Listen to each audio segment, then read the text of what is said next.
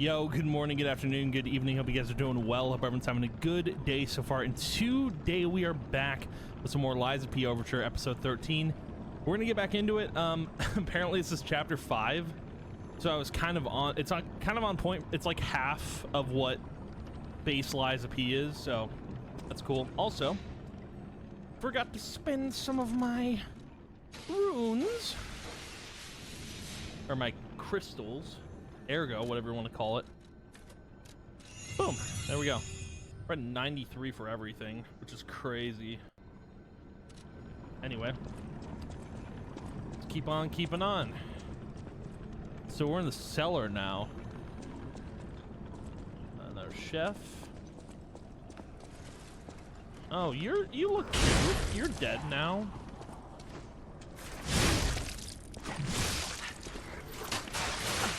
Okay. Calm down there, Chief. Let's not and say we did. Let's play in this room. Oh. The more years of service and dedication at the Rose Estate. Man. That looks like a real photo, too. Do you think the devs of this game actually took a photo and made it look like they were actually here? That's wild. That's some dedication, dude. Just to put a picture in the game? Wow. I mean, dude, that looks like it was really shot. That looks like someone took an actual photo. That's crazy. Alrighty.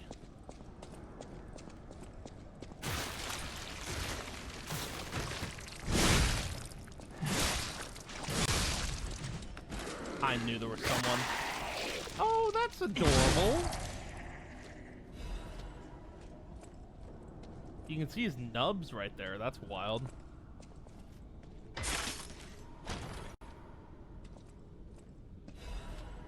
Frenzied amulet. Is that new? That looks new.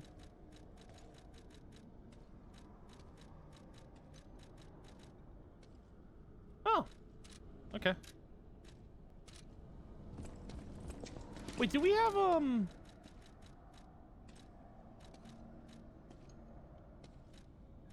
was gonna look and see if we had, the ancient disc. I thought I got one a while back.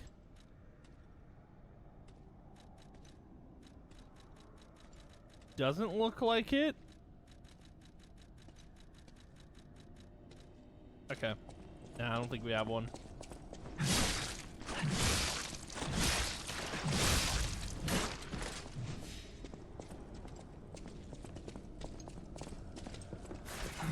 Well, this is a death trap. Yup. Oh my god.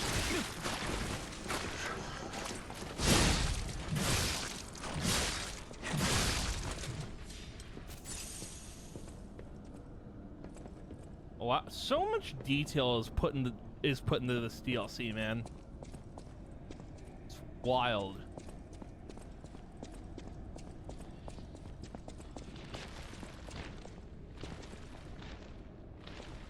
I don't like that noise. Oh, these things.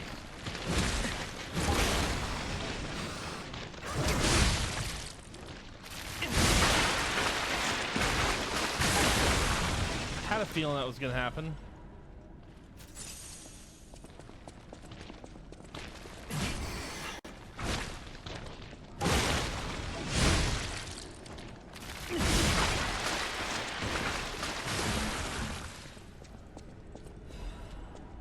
Okay. What, can they only break them? Or are these? Oh, you can't break these ones specifically. Okay. Or maybe they were the only ones that could break them. Who knows?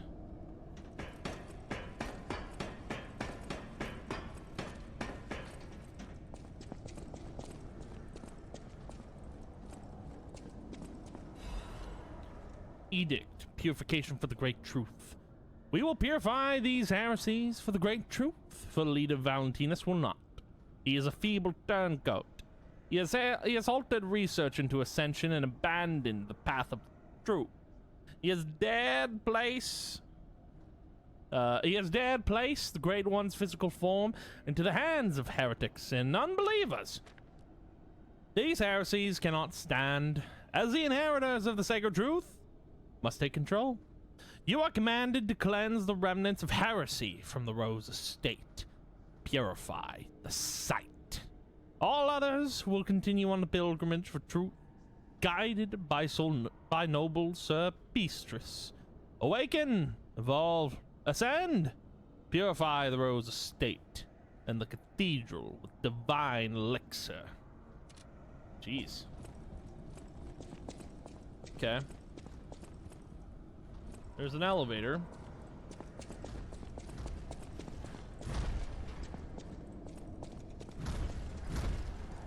Oh my god, this is like at the beginning of the game.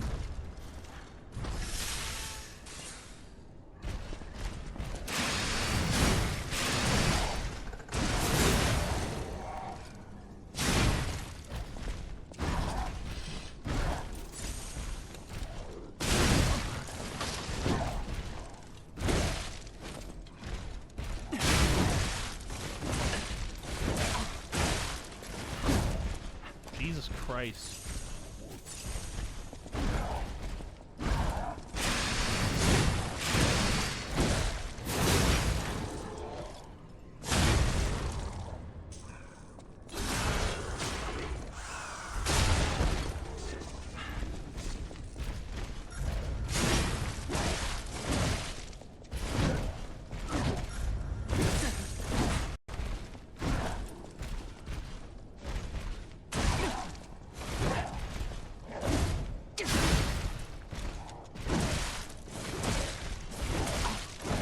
Jesus Christ, dude, stop.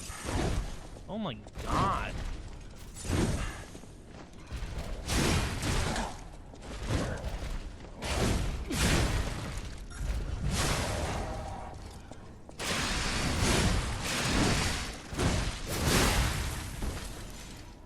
Oh my lord, accusation against Simon. Sir Valentinus, with the utmost sincerity and all due respect, this will be the 9th indictment. I write to you now not as Luca, senior counselor, but as Luca, your protege. As I've said, I strive to live by your guidance and lessons. You know this, I'm sure of it. So it's with that same sincerity and respect that I will continue to indict Simon. An assembly must be called regarding all this immediately.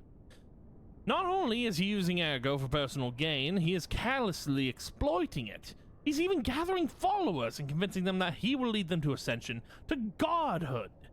He is making no effort to hide his true intentions. But it's not too late. Please, call an assembly. I will prove everything. Senior Counselor, Luca. Yeah, that clearly was not going to happen. Okay, what's this? Quartz! Out of all things it could have been. Quartz. You were not worth fighting for. Oh, that's wild. Okay.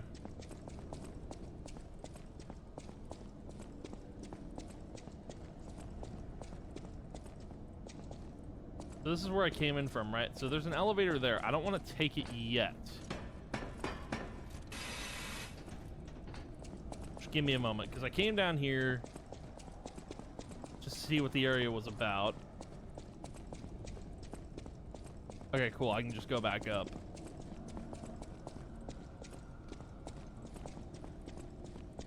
Okay. Where'd you come from? You silly little guy. Oh, hello. Hello.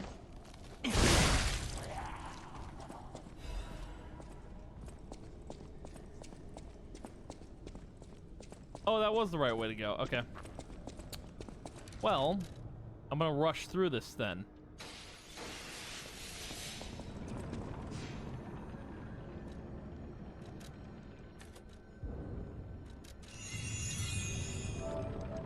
So the trophies are missing then. It's only 6, right?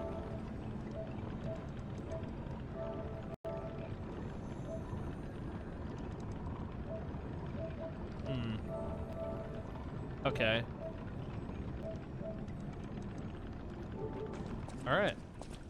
So not too much we need to. Where did? Oh. Don't worry, I'm running. I'm running. Don't talk to me. Oh, the barrels respawn. Cool. I'll just be running past all of this.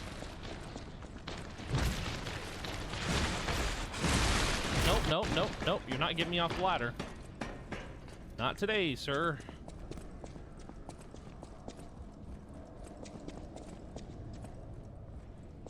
All right, let's go.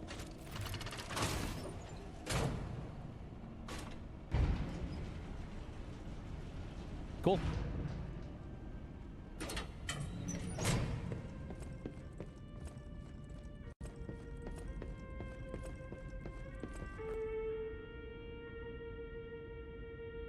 Music on the sonogram is depressing. That might be the same music that was playing. Is that a mirror? Mirror, mirror on the wall, who's fairest of them all?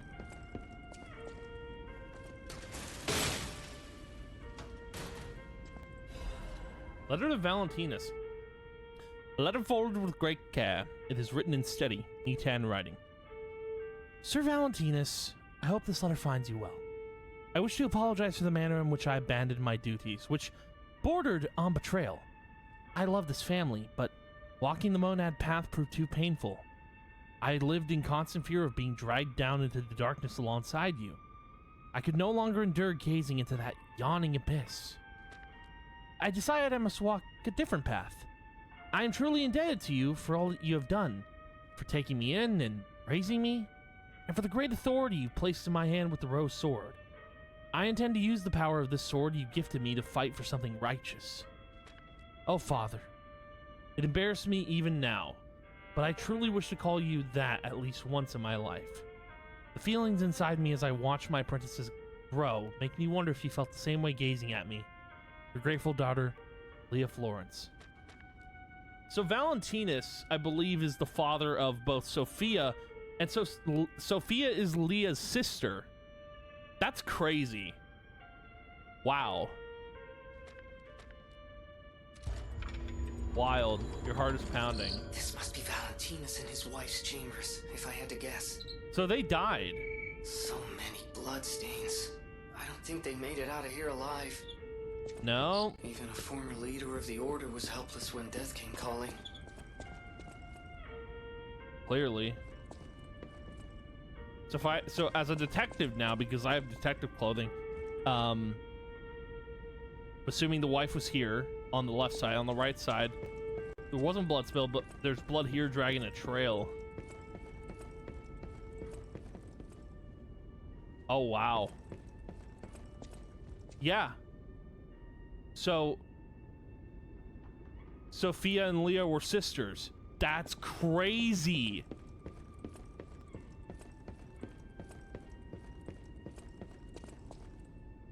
Here we live, here we remain. We are eternal.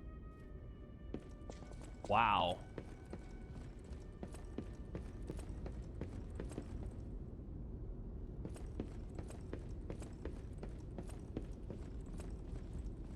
Okay. Oh, see, secret door, bookcase door, found, spotted. Oh. Is that the arm of God? Nah. Wait, can we get up top?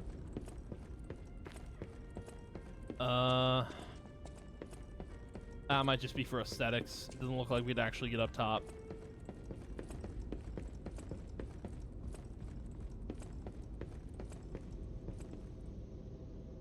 Where? That's just plugged into the wall. That does look like the arm of God. Someone took the arm of God.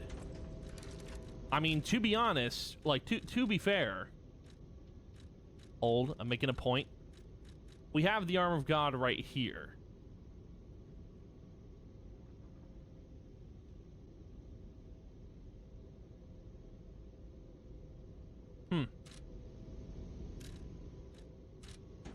Weird.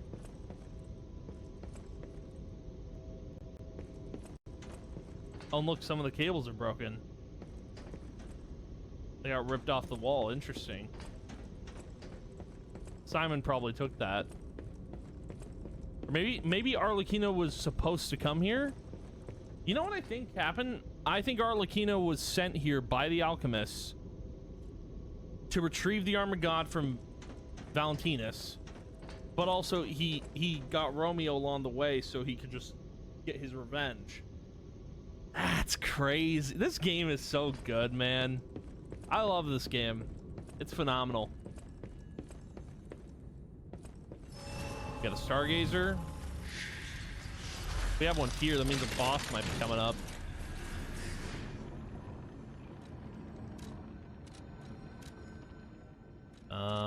No. Can we even... No. Okay. Great Master's letter of excommunication. To my young apprentice, I'm told you have succumbed to delusion and abandoned the path of truth, Valentinus. The human heart can be pitiful, but it is resilient, and I see you are unable to discard your connections to family. But your greater sin, handing over the Great One's arm. You have fallen so regrettably far. I have no choice but to inform you that in the name of the Council, I declare you excommunicated. As we once shared the bond of master and apprentice, I have personally created this excommunicant's cure for you, though you may not have time to take it. I've heard my sea monster is on the move, and he is headed your way. Sea monster. So Simon Manus sent Monstro to kill... Or is this sea monster Arlecchino? I don't know.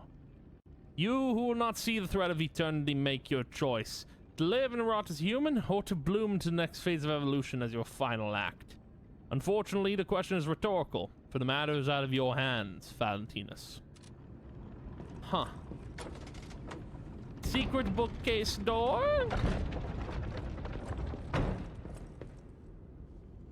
Oh, we can actually go up top to the... Oh, okay. It wasn't just an aesthetic.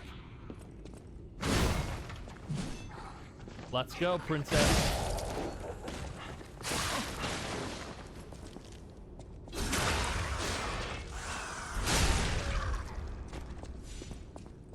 Wow, library, huh? Fancy schmancy.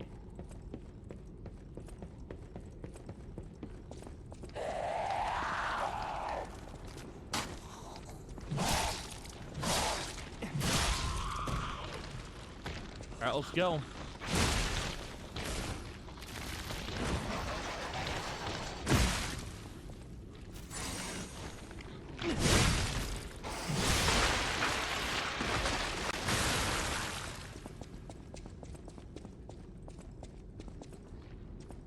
Interesting.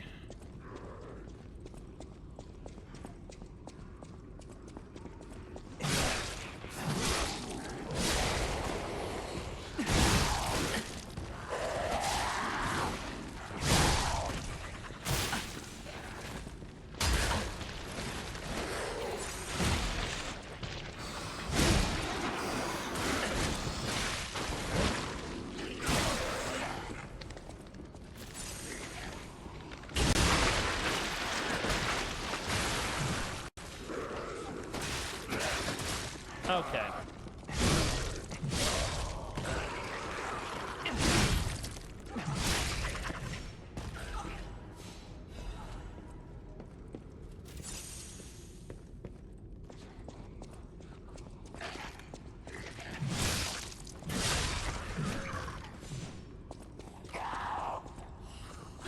Bonk.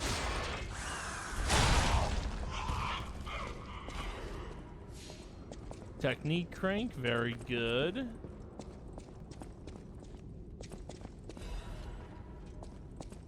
All right. Oh. Oh. Secrets. I don't think so. What was in the other one? Oh. Very good. So we gotta look for more of those. Oh. A door from the bookcase. Unlocked. secret. Courage amulet.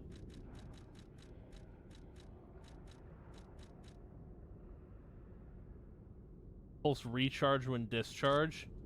I've already got an ability that does that, so I don't need that equipped.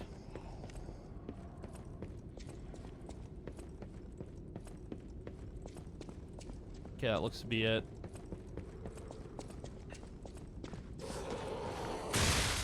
Owie.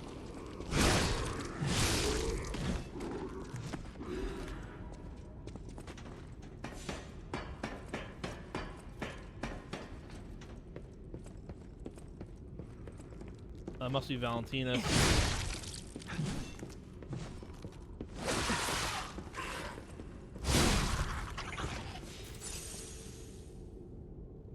Okay. Wasn't done exploring down there, so hold on a minute.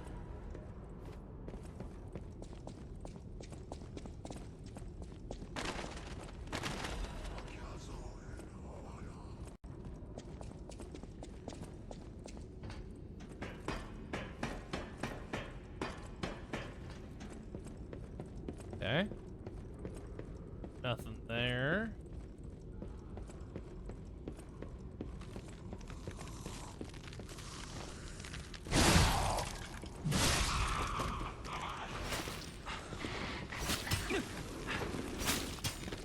That's new. How do you even get up there?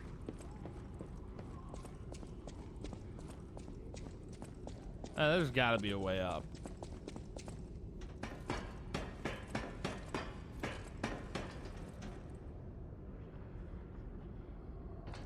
It's probably, oh, other side of the room, maybe.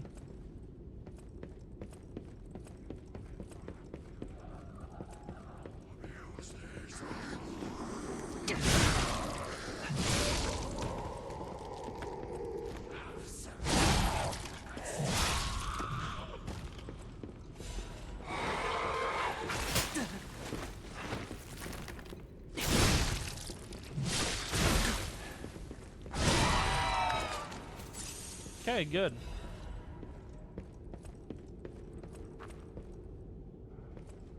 That looks like Geppetto a little bit, or maybe that's, no, that looks more like Simon Manus. I don't know who these people are. Couldn't guess. They look important. Probably members of the Order, maybe.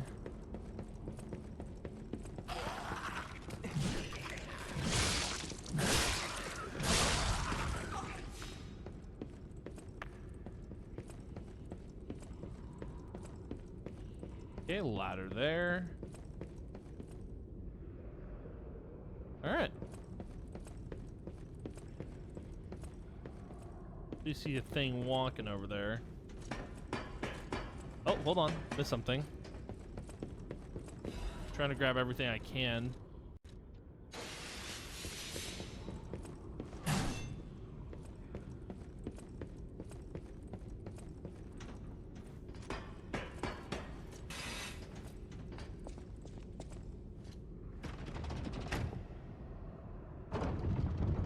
Oh. Good. That's exactly what I wanted.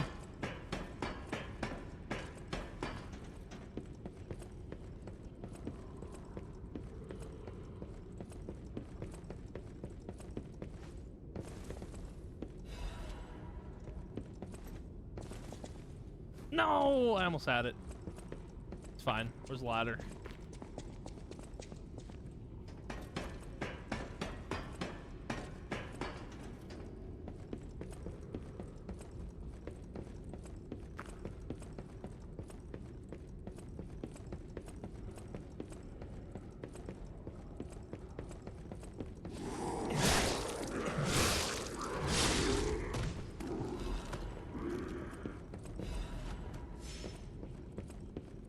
Oh, another horse piece. Wonder what this one does. A door? Not a door, bookcase. Don't mind if I do. Oh, no, no, no, I think I'm good. What?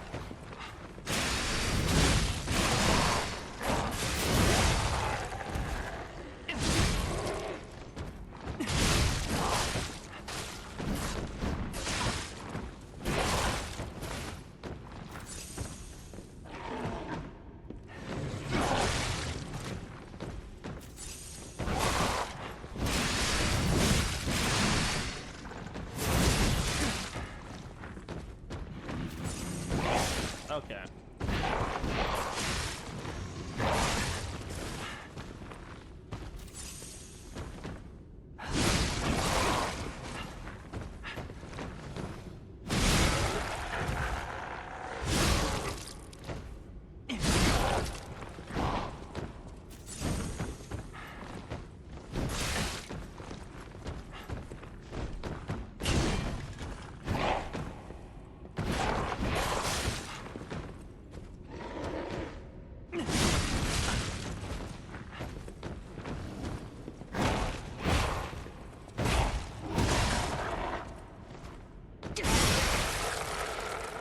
Rose Garden key.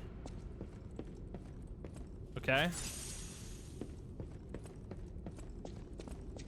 And we got quartz. Dude, look at these floors, man. Oh my god, this game's beautiful, dude.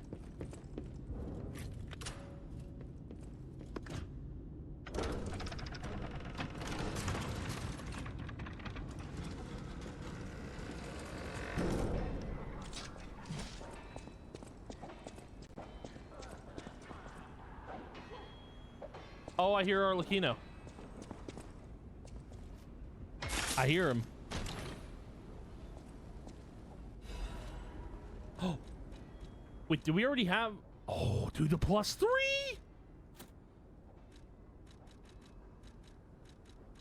I like how we have +3 of these, but not +3s of these. Unfortunate.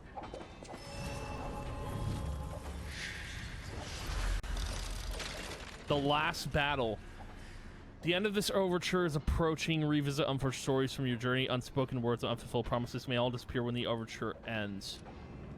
I like that they tell you that because they're like, hey, stupid, you might not be coming back. Okay, well then, in that case, we need to look up trophies then. Well, not look up trophies, but like... Oh my god, why don't they just stay auto-revealed? Pin it.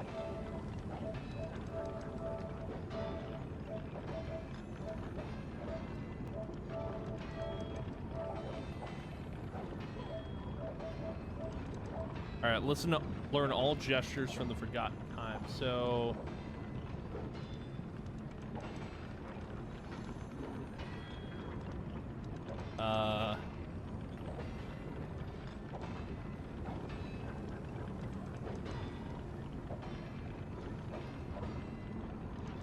Because I don't know, I think I might be missing a couple.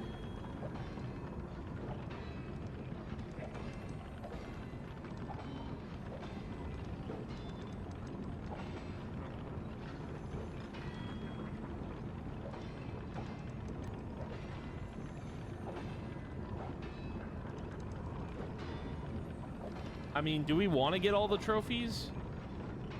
Because it doesn't even say how close I am for this one.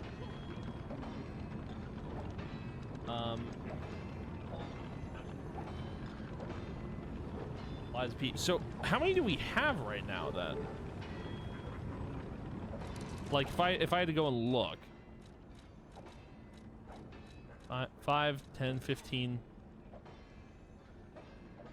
20, 20. So we have 24.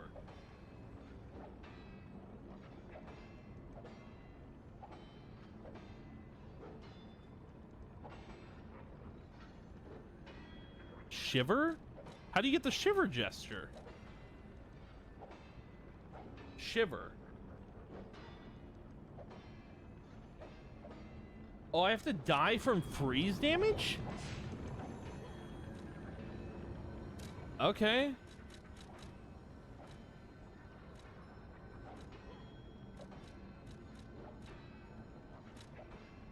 I know where you can do that.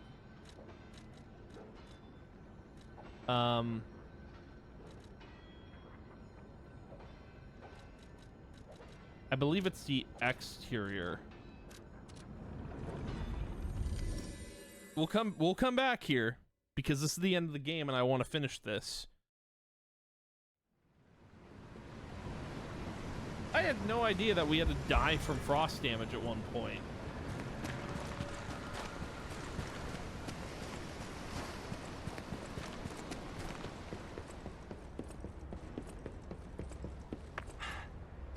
And there's no way to apply frost damage to yourself, so...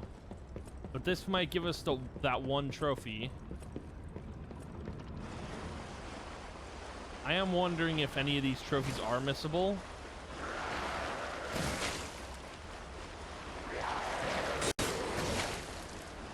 Dodge, dodge, your mother, your mother, your mom, your mom, your mom, your mom. Alright, right here.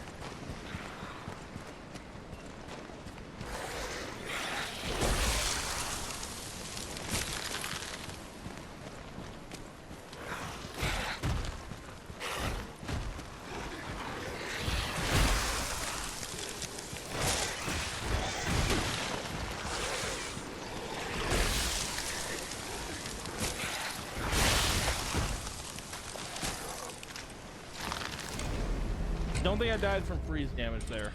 Could be wrong. I guess we'll find out.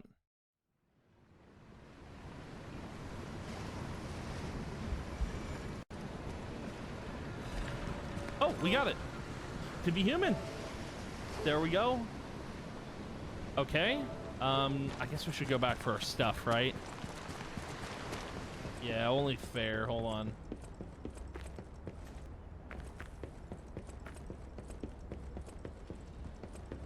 I don't know how we're missing one record though. It's the one thing I'm a little confused about. Okay. Your mom, your mom, your mom, your mother, your mother. All right, my stuff shouldn't be that. Yeah, literally right here.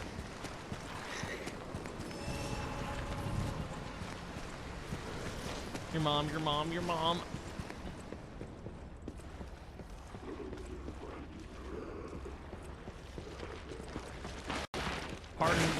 Pardon me. Okay. Yep. Yep, you're cool. You're cool. You're so cool. Move. Oh my god. Didn't know they were still waiting for me. Goodness gracious. Pardon me, gentlemen. Excuse me, coming through. All right, cool. Are we set everything? So next trophy, I'm probably gonna auto reveal the trophies if they're hidden again. Okay, they're not.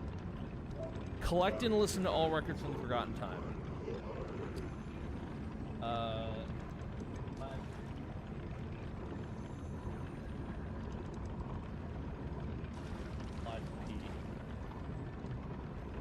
That's kind of a hard one because I don't know when we get the last record. Let's go back to the Hotel Crot. 3 gold records obtained by purchasing from vendor in New Game Plus playthrough. Wait, what?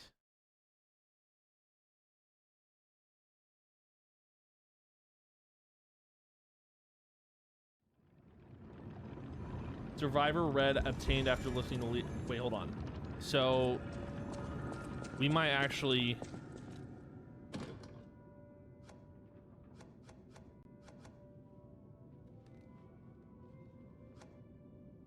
Nightmare, Listerum, Clear Blue Sky, Nightmare potentially missable, Survivor missable, Listerum.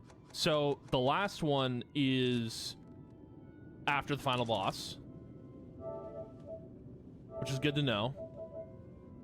Collect all weapons in Legion arms in the Forgotten Time. This is, what is this trophy? True Combat Gear Collector. Combat Collector.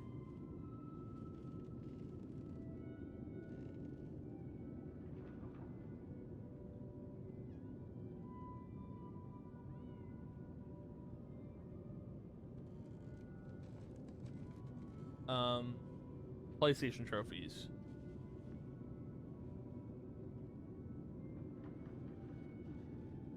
Okay, well, this isn't really helpful. It's not really showing me.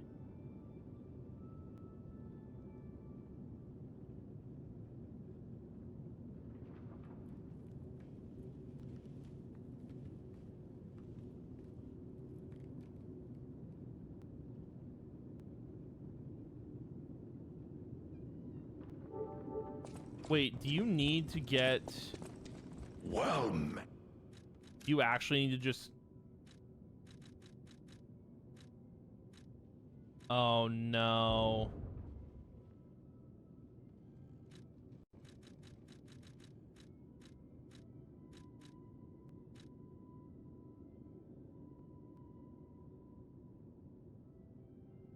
So we're probably not going to get all the trophies off of this DLC because of Macabre Puppeteer. I mean...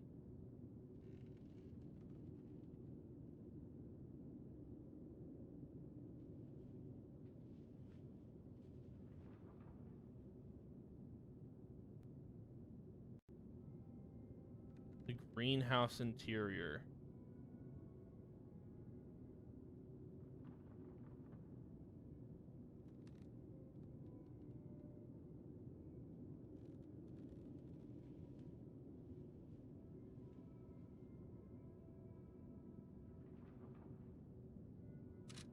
Does he...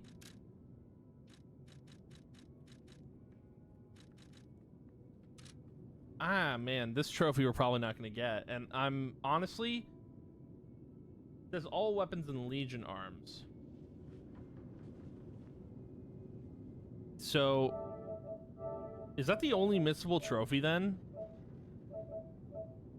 It might be, actually.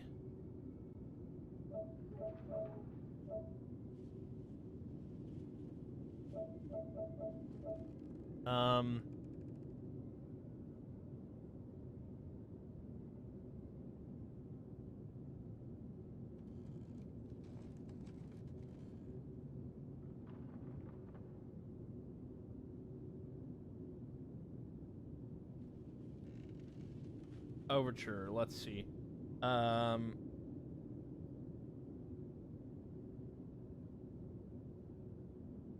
Legion arms? What are Legion arms?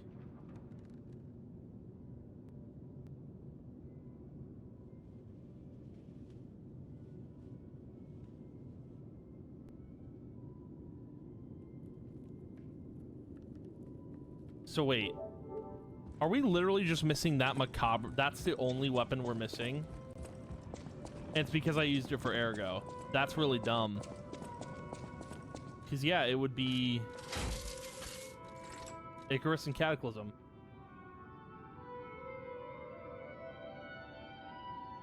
That's kind of crazy. That's insane. So, it looks like we've soft locked ourselves out of getting every trophy for this DLC. I'm just gonna say screw it, because we've already gotten the platinum for this game. I don't think there's a point in worrying about the weapon. It's one weapon, which is really stupid. I feel like it should be a thing in place where you're able to re-get all of the Ergo if you've sold it or whatever, because I used it and I don't know why I did, but yeah, we are soft locked out of that trophy. The rest of the trophies we will unlock, so that's pretty cool, but it's not a big deal. At the end of the day, like, I've already gotten all the trophies. I don't need to worry about it, but we are going to finish the DLC, which I am excited for. It does look like Monstro is not a part of this DLC, like an actual location or boss. I think the only nod to Monstro was the whale at the end of the iceberg. But I do think, like, Simon Manus must use some Monstro whale to destroy all those ships, which... It's a cool nod to Monstro. I do wish he would have been in DLC, but it is what it is. So, without further ado, let's beat this thing.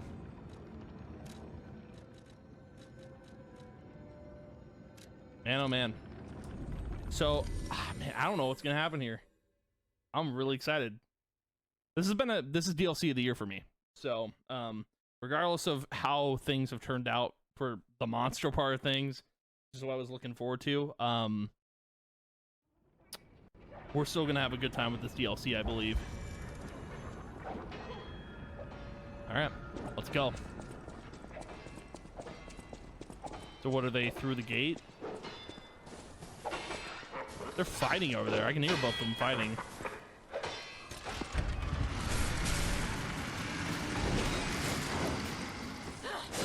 Oh my god, that's Arlecchino?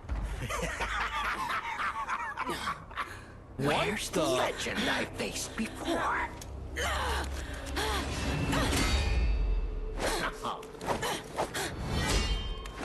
What the? Shut up, you filthy puppet! Oh, no. I must ask. Did you actually believe you could save your beloved apprentice? Pathetic!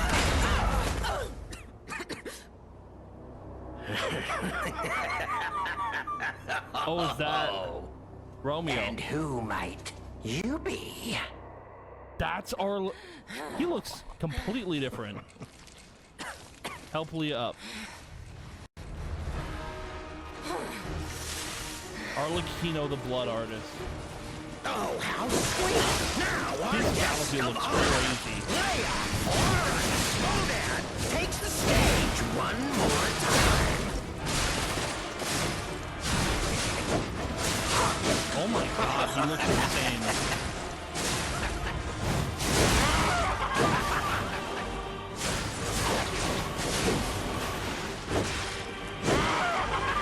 I will tear off your damn head and rip out your head! That is, if your soul is even in there. I swore an oath to Carlo. I swore I would never be late again.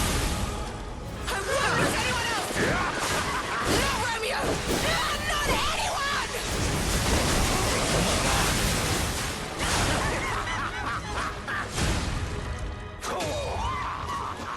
That audio is crazy.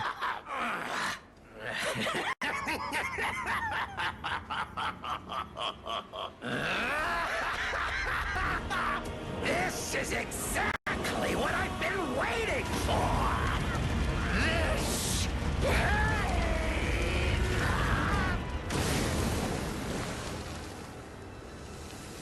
Holy, Arlecchino's crazy.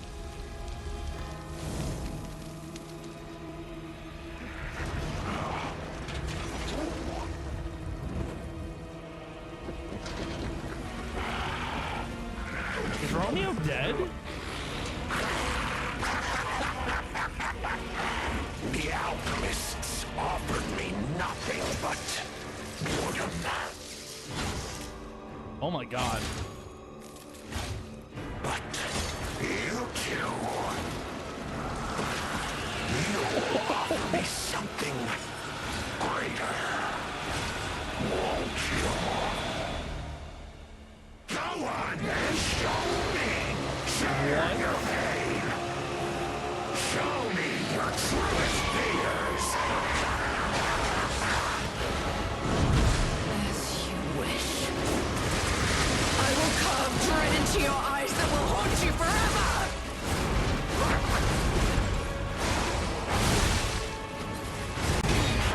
Got you. How stubborn and foolish. How very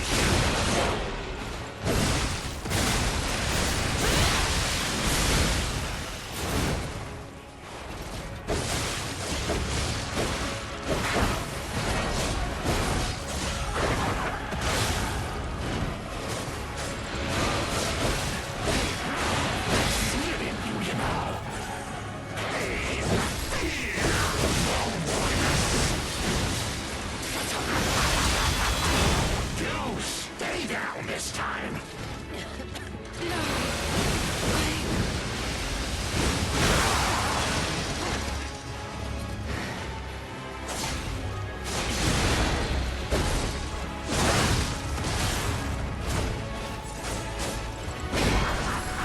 Come on.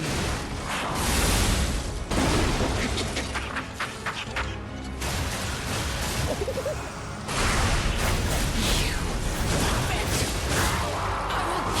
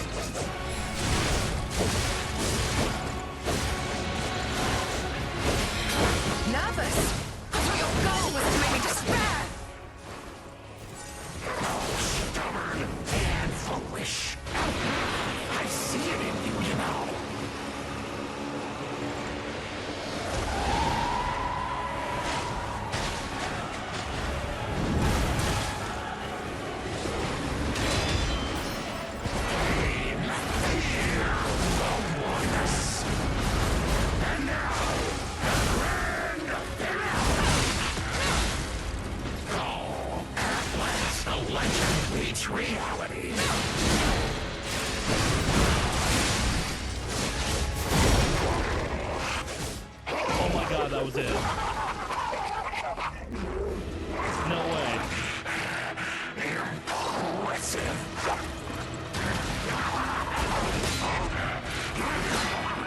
Oh. You have to spoil the fun.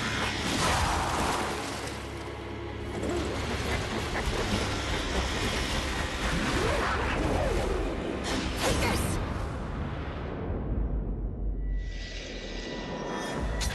Oh.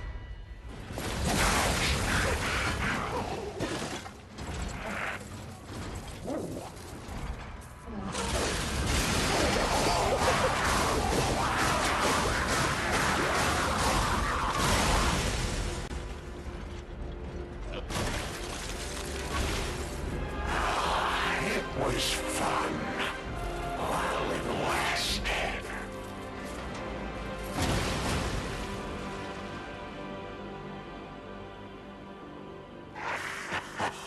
Okay, I just want to apologize real quick. I had a slight interruption and I was not able to watch any of the cutscenes for the game. Not like I missed the end of the boss cutscene. Like I saw parts of it and I didn't see the full thing. We're gonna watch all of it right now. I'm gonna make sure audio levels are good. Just give me a second. Good for me anyway. Should be fine on your guys' end. But yeah, we're gonna go ahead and watch this and let's go.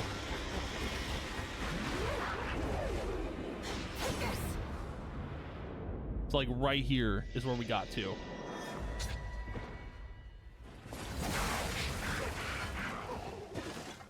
And there's a point we can go back to and watch, which I'm going to do to make it up for you guys. I apologize. This is insane. This part is crazy.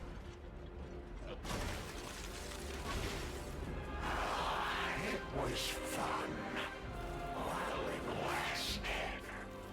So about here is where I missed everything. So we're gonna watch it again because I really wanted to experience this the first time.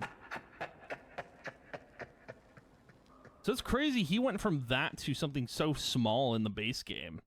It's wild. Oh, there's Romeo. Is he still alive? He's got a puppet. He's got a robotic arm. Is he still alive?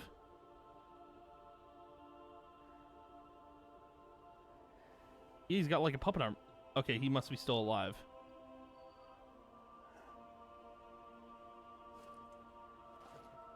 Thank you.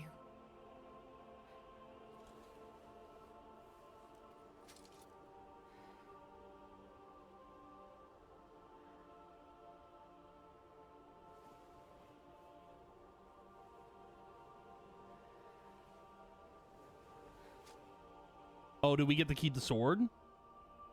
That's cool. It's yours now.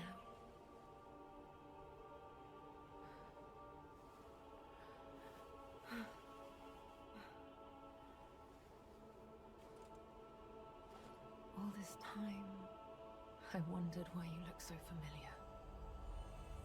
Now I know.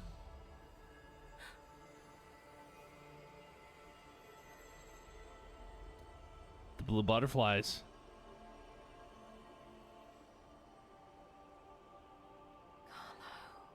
Carlo, yep. Yeah.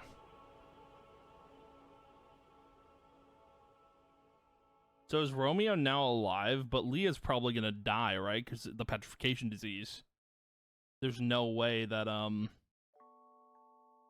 Why is someone's mouse is on the screen? That's funny. Okay, I just want to see here. Oh, this guy must be playing on PC, that's why. So there's a secret ending then.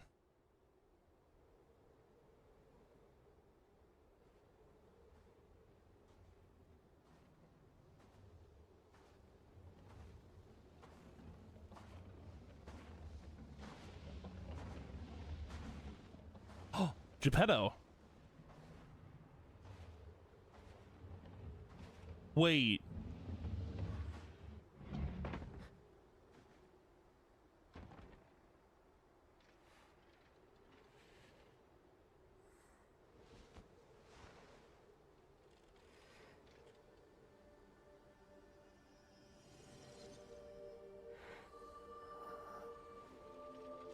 What?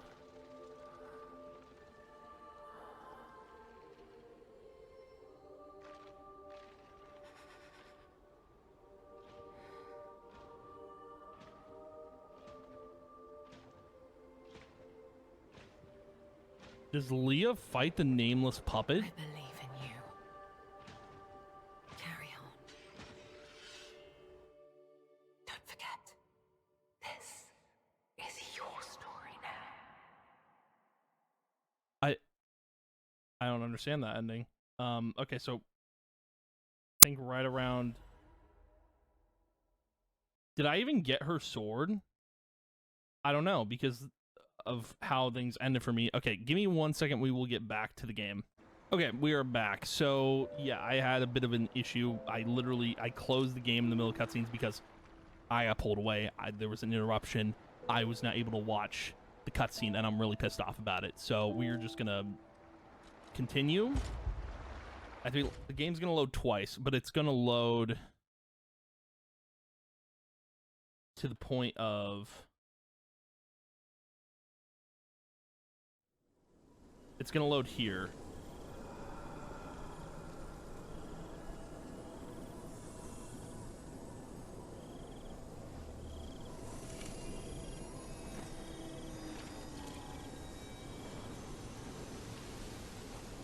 Okay.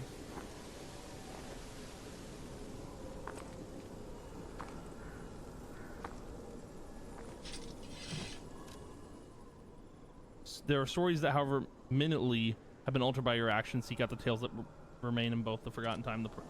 Did we get? Okay. So we actually got her sword. Monad's Rose sword. And then we got her outfit. Oh, and then we got the actual mask itself. Cool. Actually fits perfectly. Did we get anything else, or was that it?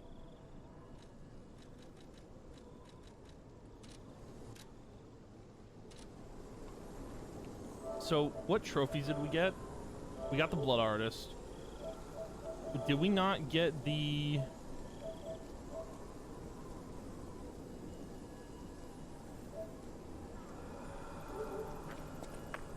Okay, well, I'll follow this, but it looks like we didn't get all of the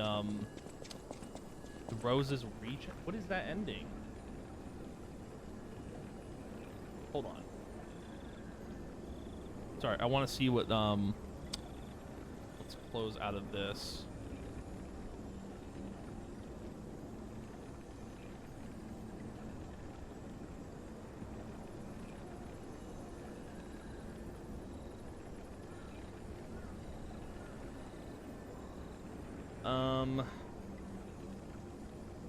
Rose Estate, which is central.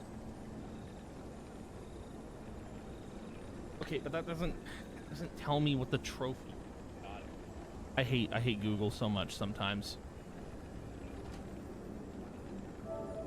What's the actual trophy called? The Rose's Memory.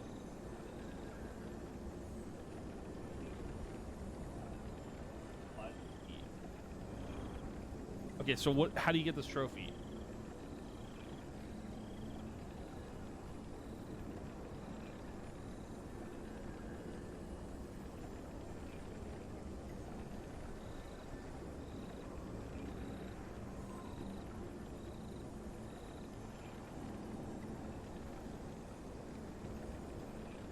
Players will experience only one ending, which will happen after defeating Arcane Ballers. Pinocchio returns for the time.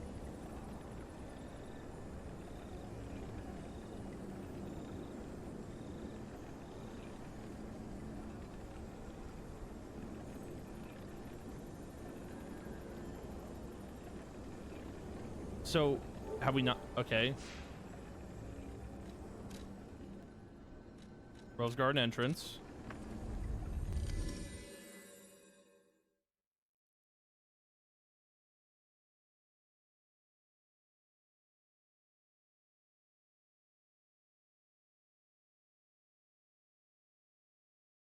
Okay.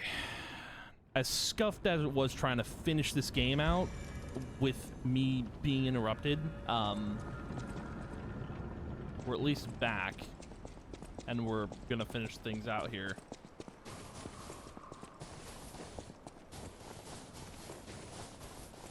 Hey, they're probably okay, right? I mean, Leia is the legendary stalker after all. Surely they made it out just fine. But if not, there may be another thread of fate at work here. And it's up to us to cut it. Because there has to be a way. We may not be able to save everyone, but we can find a way to save those left. So let's find it together. Is that Geppetto's monocle? I gotta see this thing. It is Geppetto's monocle. It's so funny. Okay.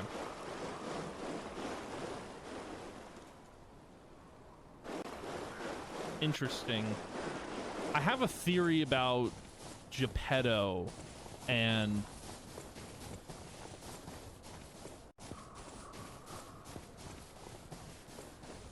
I don't know. I'm wondering if the nameless puppet killed them both. That's what I think happened, but I don't know. I have no idea. I also have a feeling maybe the nameless puppet didn't kill him, but I don't know.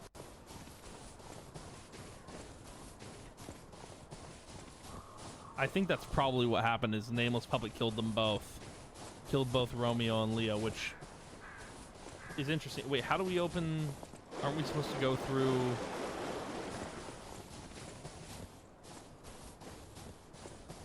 It said to come over here. Are we...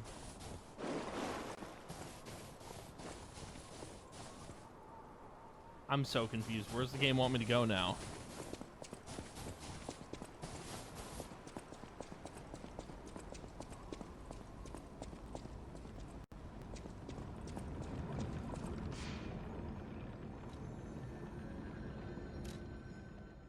Wait. Oh. Krat City Hall. That's right, we have to meet Rosario.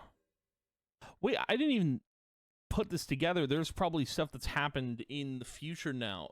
We gotta check stuff.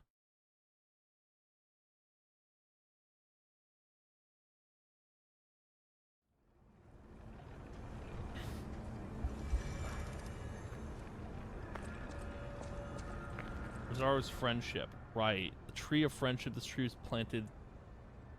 Where is this tree then? Is it... Well, that's not the tree. But this is so far in the future. Is Rosario even going to be here?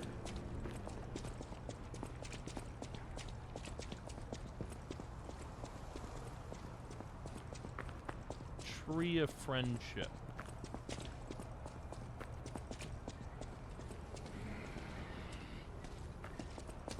I'm going to avoid you.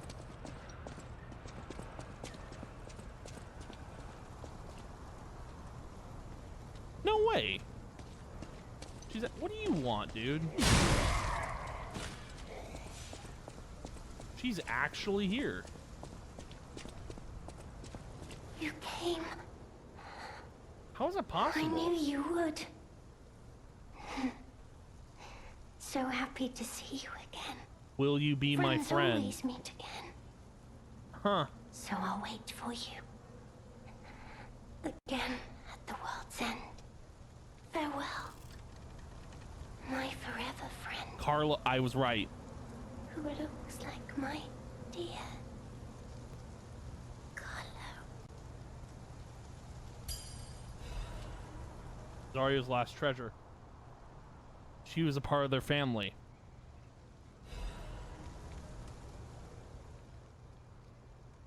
So the whole family was Geppetto, Romeo, Carlo. That's so sad, man. Our beloved son, may your every day be as happy as this one.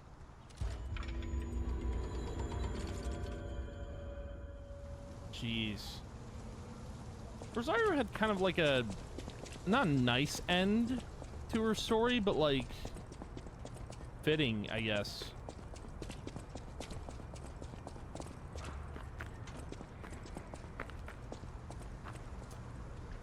Huh.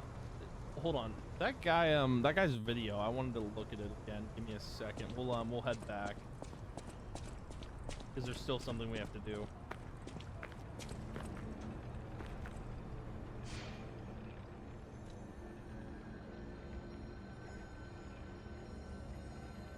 I'm gonna mute Chrome real quick.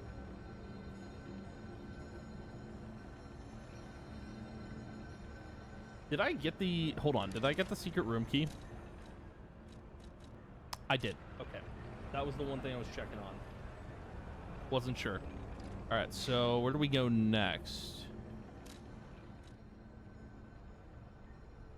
We have to go to Hotel Krat. Okay. Wonder why. It shows the painting that we made. Is there going to be a bunch of new stuff at the hotel now because of finishing the DLC? That'd be kind of cool. So that's there. Okay. About the only new thing. The other new thing would be the cat. Whoa.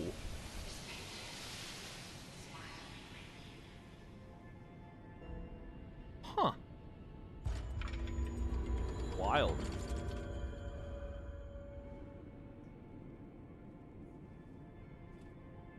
Guitar, Painter Sky. Where's the cat? Cat's got to be around here somewhere. That's the only other thing that could be changed here in the future. Oh my god, he's wearing it. He's actually wearing the... That is insane. Oh my god, look at that. He's wearing the bell. Dude, the fact that we can time travel is crazy.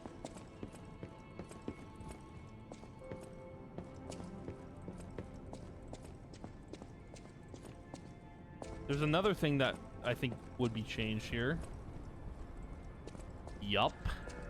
Oh my god.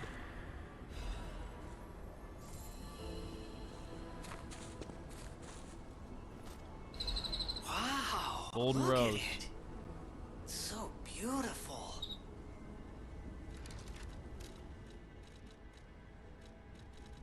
What do you do with it?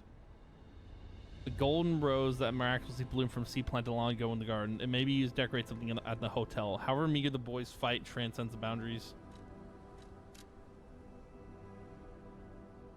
Boundaries of time and altars fate itself. A golden tribute to the stories left behind beyond the infinite representation of time.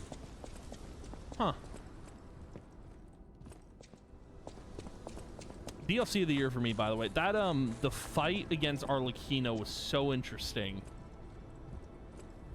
And it's wild the way he looks now. But yeah, no, that was a 10 out of 10 fight. Actually, you know, I'm not gonna lie, that fight felt easier compared to the other fights in the DLC. Can I say that? I mean, that fight really was kind of lackluster a bit. Decorate the gramophone?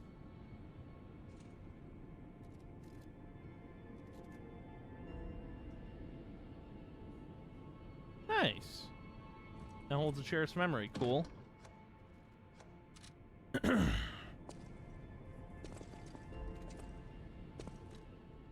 Okay. So I don't know if there's anything else that would have changed. I guess maybe we can talk to Eugenie about her brother. I just want to. That's why I... No? Okay. Yeah, I don't know what else would have changed here. This great... We are all... I will do it. You have been such a...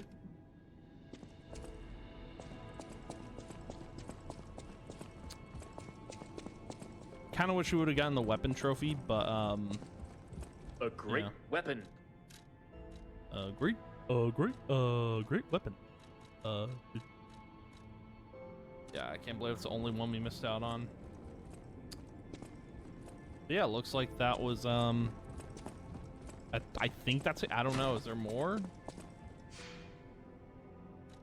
Yeah, there's definitely more. Oh, Eventide. Okay.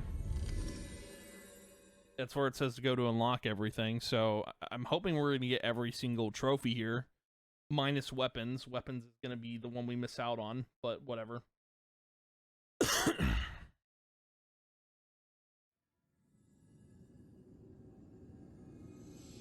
Oh.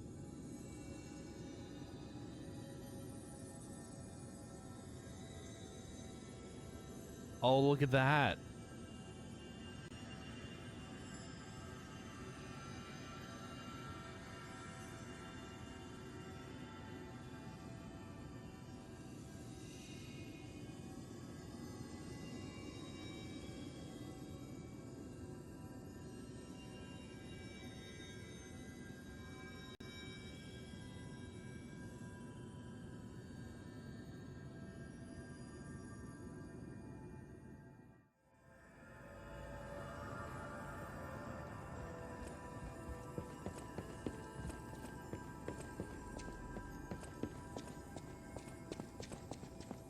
Okay.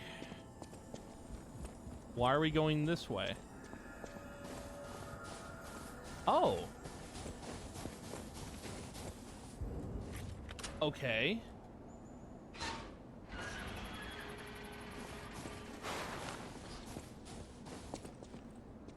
This is Leah's secret room?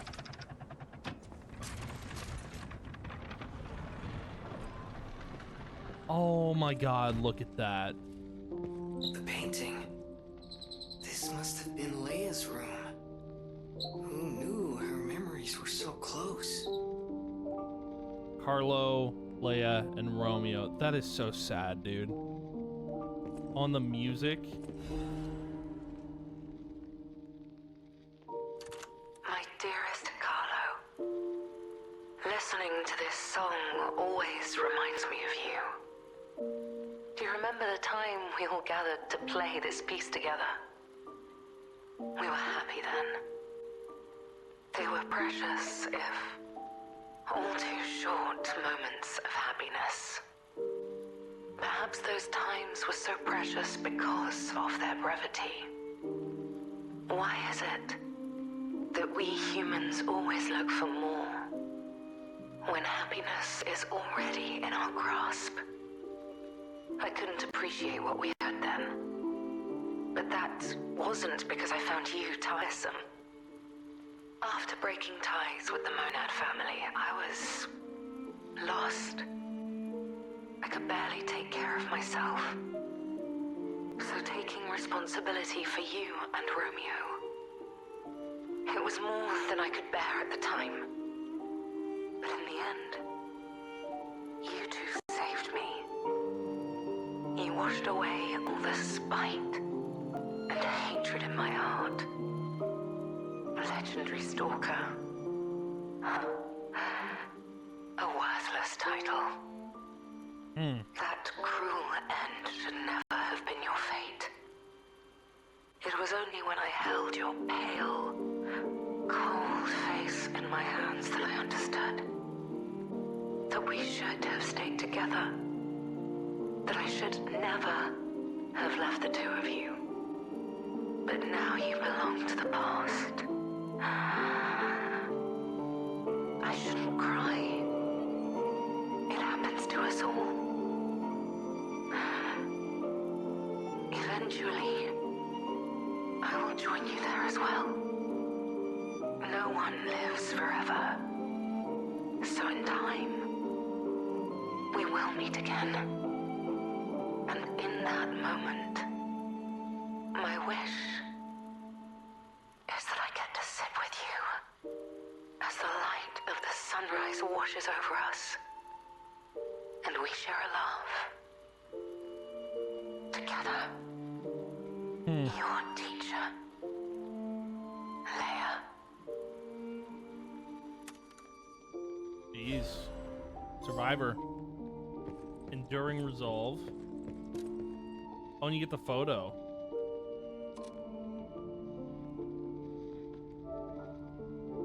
That's Survivor Red. So what trophies don't we have?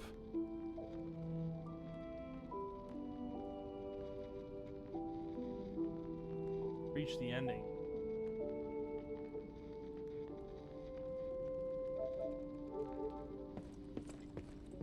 We have to play Survivor.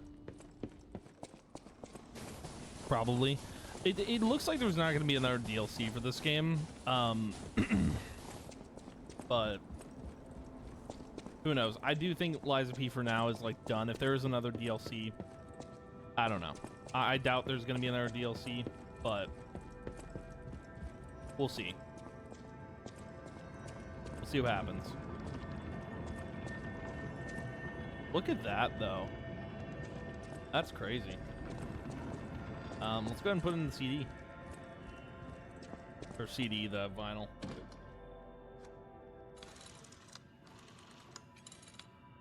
I like that's a blood red. It's cool. Memories Melody.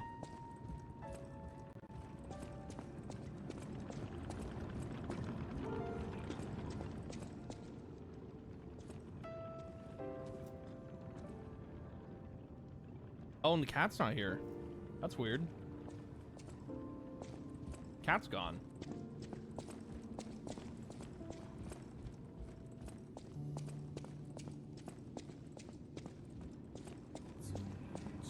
So I'll let that play. But yeah, I think we're done. It's weird that we still haven't gotten the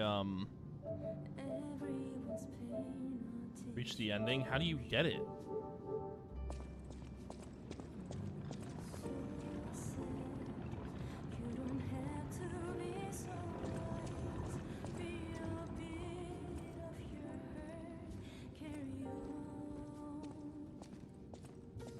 Says once the credits finish, a post-game cutscene reveals Geppetto approaching Leah and Romeo, suggesting they still plan to transform Romeo into the King of Puppets. Oh, is that what happened?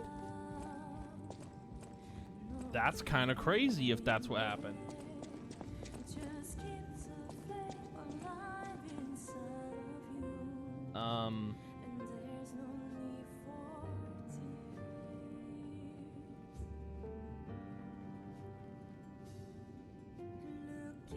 Yeah, I don't know. I don't know how we're getting this trophy. It's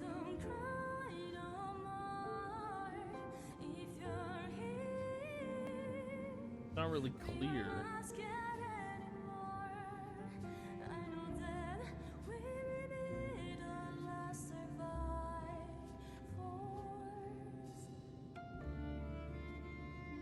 There's no explanation on how to get this trophy.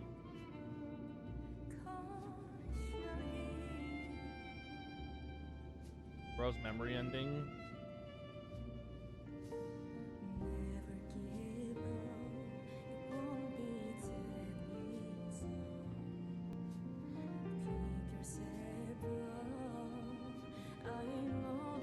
Why did I not get the... Is it because I closed the game? Is that what happened?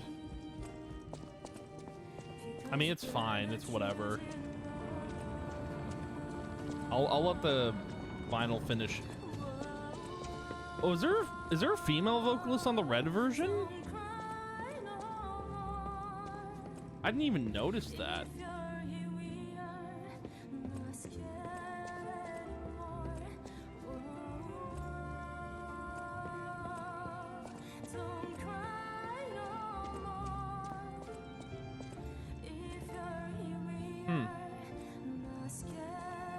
Yeah, I don't know. I don't know what happened.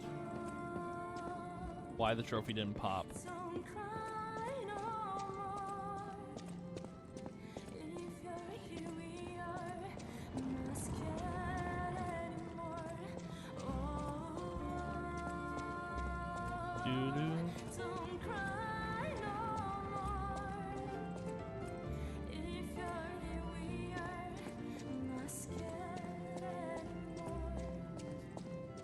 Oh, I can go behind the counter. Nice. Very cool. Oh man, what a journey to actually finish this, and how scuffed it was trying to finish the actual end of the DLC. I will say I did finish Arlecchino first try. So that's why I think like the hardest boss I think was the other one. I wonder if Rose's memory. I want to see like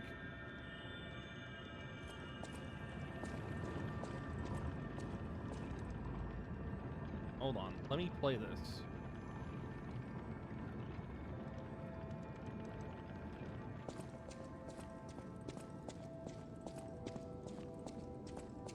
How did I not get the trophy to pop? That is so weird. That is very odd.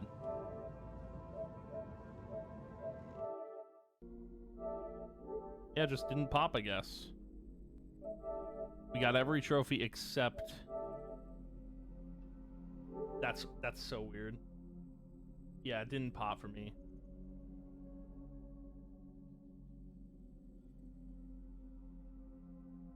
That's so weird. I don't know. No clue. Yeah, also, didn't we get like a bunch of quartz towards like the end?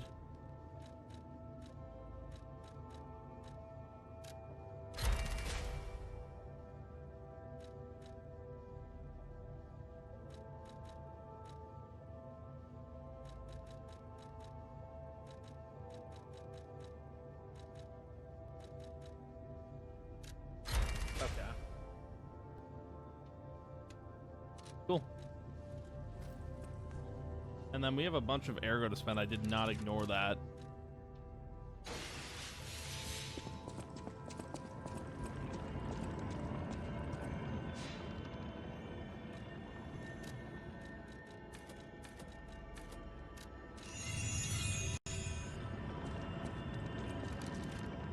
Okay, cool.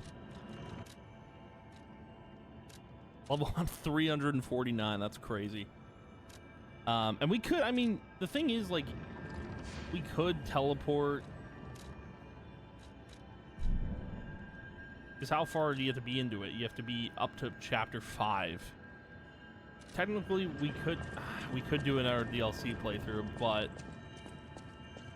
I don't know. I'm probably not going to do it, but yeah. Anyway. Oh, here we go. Wait, Rose's memory. Reach the ending. I don't know how I think I screwed up by closing the game.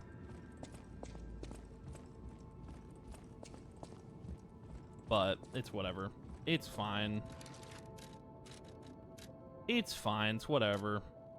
Anywho, I'm going to call the playthrough for Liza P here. We are officially done. Again, we didn't get all the trophies. It's whatever. Whatever. It's fine. Bit of a scuffed ending for me, but overall, DLC of the year, for sure. If it gets nominated at the Game Awards, I will vote for it. Apparently, they're working on their next game already, so it'll be out in like 2026, which is really cool. I can't wait to see what this studio does with their next game, which I assume is Wizard of Oz. So that'll be really cool. But anywho, thank you guys for watching, hanging out. I appreciate a ton.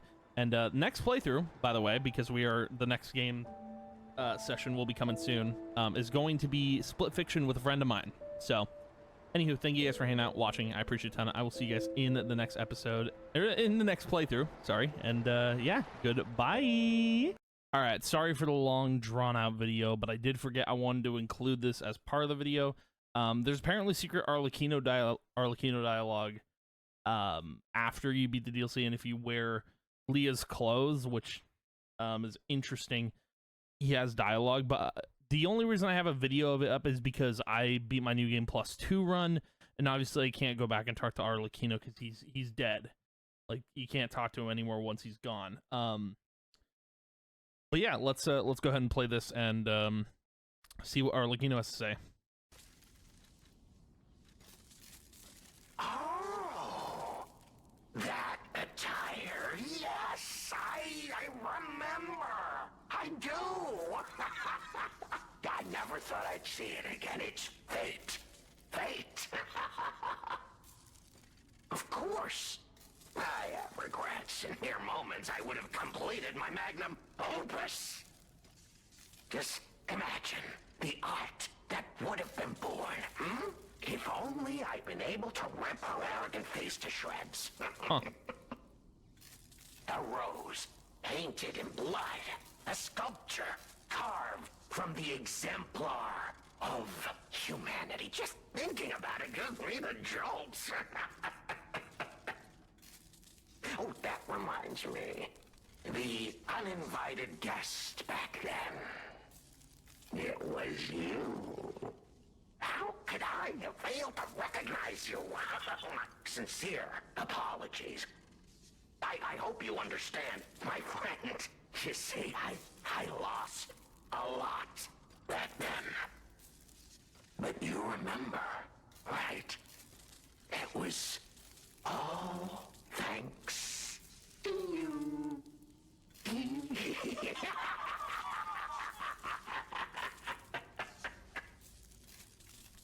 Huh.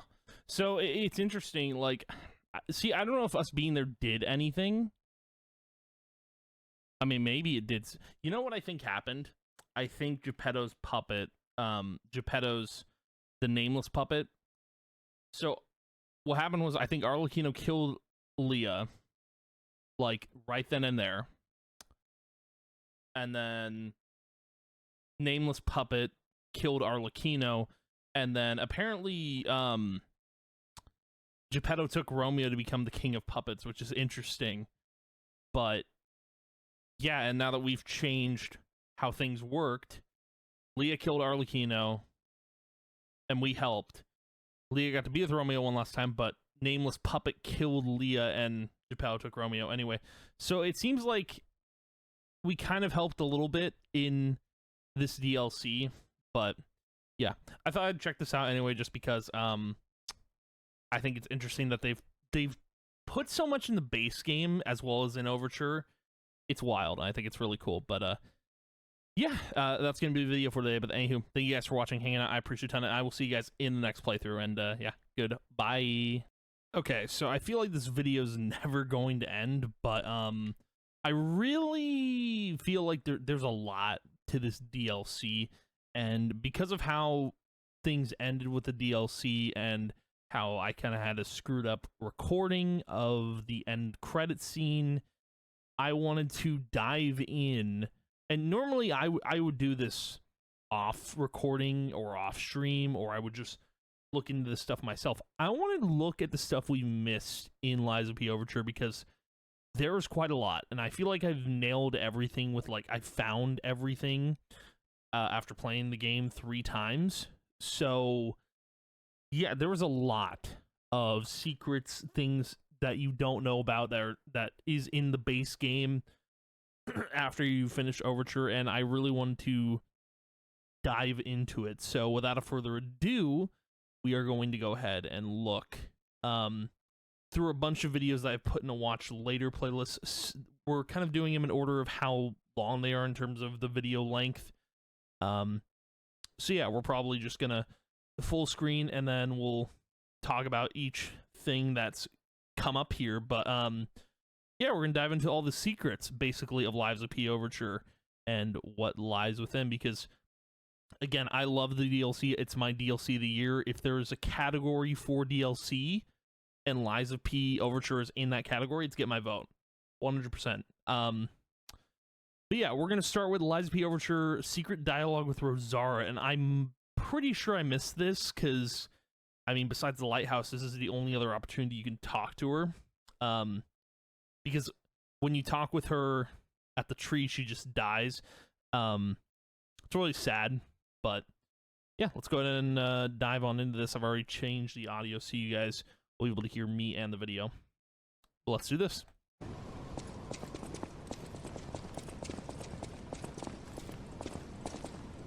Dancing in front of her? You like to dance too? Dance with Rosara! Oh, that's awesome, man. That's pretty cool. It's a little short thing. By the way, this video already is going to be super long, but thought we end the DLC off with a good note, which is going through the secrets. So So is this like the heart emoji thing? Very cool. You're sweet. I heart to you too. Oh God, that hurts. Oh man. That is that's not pretty. The fact that she says that, that's wild. Okay. Let's go through the next one. Regal. Hold on. So, what's this one? This is returning to the carnival merchant wearing the crown he told you about. Oh, I don't remember this at all. I remember the merchant because there's only like I think 2 or 3 merchants in this DLC. Returning to the carnival merchant wearing the crown he told you about. Interesting. Secret extra dialogue. Because yeah, I did get that crown. I just never bothered to I didn't know it had any dialogue effects, but it's cool. So the emotes have some dialogue options. Things you wear have dialogue options. There was none. I don't know how much of this was in base game Liza P. I don't think there was a lot, but anyway, let's get into this. Regal and stylish. Reminds me of that story about the monster that roams the seaside wearing a crown of... Wait a minute. What? Oh, come now. That is the monster's crown? Go on then, pull the other leg, it's got bells on. But I must admit, it does suit you and our ersatz tea party. Let's enjoy another cup of tea sometime, amidst all this madness. I'm sorry. No. Shh. This, we're going back to this real quick. Regal and Sorry, the reason I want to go back is because what do the comments say about this one?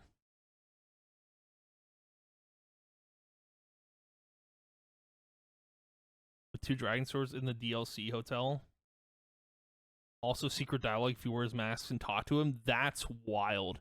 He also has secret dialogue if you use the bow emote on him twice. There's so much, dude. There's not enough to cover, you know? And also just some notes here that I wrote down. There is another piece of dialogue.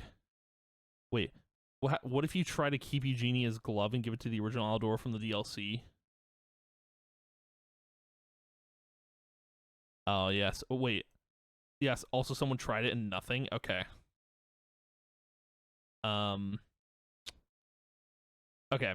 So, apparently the red fox from base game Liza P says P looks familiar with with Leah's outfit, which is interesting. So, there was that. There's also a couple of other things we're going to talk about towards the end of this video, talking about the sequel to this game, but what I wanted to talk about here is this line. But I must admit, it does suit you in our ersatz tea party. Let's enjoy another cup of tea sometime amidst all this madness. That has to be a reference to Alice in Wonderland, which, that is, I don't know, is that a Disney property? I don't know if it is, but if it is, then obviously they can't use it, but there was Alice in Madness, which was kind of, I don't know if it was a Souls-like, it might have been just an action game. I don't know, but if they're planning on doing something with Alice in Wonderland for a game at some point, that's a pretty cool little tidbit. Okay, and then there is secret, I don't know, have we already seen this? Hey. We might have. They're probably okay, right? I mean, Leia is the legendary stalker after all. Surely they made it out just fine. Wonder if there anything more to this? If not, there may be another thread of fate at work here. And it's up to us to cut it. Because there has to be a way. We may not be able to save everyone, but we can find a way to save those left. So let's find it. Together. Oh, and wait, the monocle. Huh. Someone was saying that someone was theorizing that there might be another DLC coming in the future. I don't think so. But someone did theorize that maybe Gemini would save Leah or something. If there was like a physical form of Gemini, he might save her. But I don't.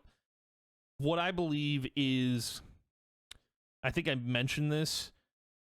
Leah was killed by the nameless puppet.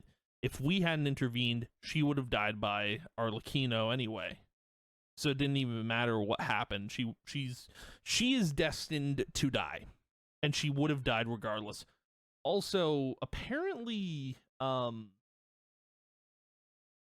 forgot to mention this. I read somewhere, and I don't know if this is true, but Carlo and Romeo had the petrification disease. I don't know how true that is. If they all had it, like Leah, Romeo, and Carlo all had the petrification disease, because I'm pretty sure Arlecchino is the one who killed Carlo. But if they all had the petrification disease, like, they were all gonna die anyway, because the cure's like way far out. But I thought I'd mention that. Thought that was an interesting little tidbit of information. Okay, this one's new.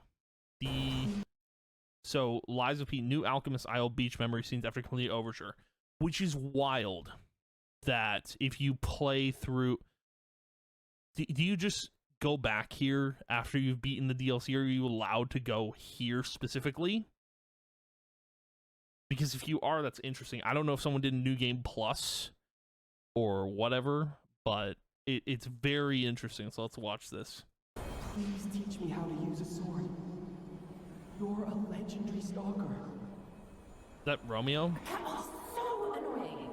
Gemini, get rid of them. I'm off. I remember. I do. Oh, Leia was my... Leia was my... Interesting. It really was you, Carlo, okay, yeah, that's Carlo. After going so swiftly where I couldn't follow, he came back. I never got to say farewell. It may be too late now, but I'll say it regardless. I was glad to meet you. Is that dialogue new? Thank you. That one might be new. Perhaps someday, if we can cross the bounds of time, That is new dialogue. Feels new. we'll meet again. Farewell, dearest Carlo.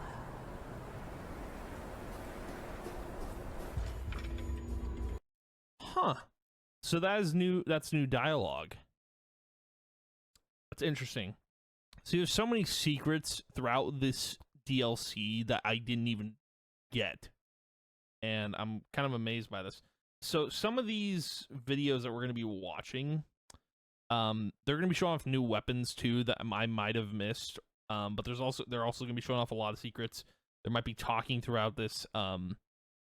So yeah, I'm just letting you guys know that I want to go through all of this with you guys because I feel like I owe it to you all. I know this is kind of a weird type of video edition we're doing, but screw it. I feel like I owe it to you guys to look through all of this just because of how the whole DLC ending went on my end. But anyway, let's keep going here. So that was cool. Hidden secrets behind new gestures. Okay, so this is probably going over all of them. New gestures.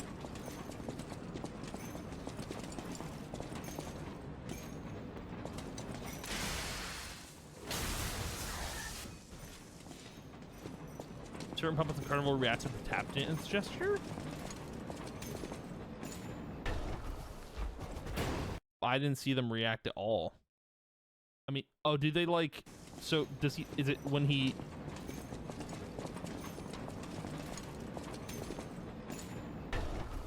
Interesting. Oh, yes. This is cool. You play dead, it only works on the bears. I saw this.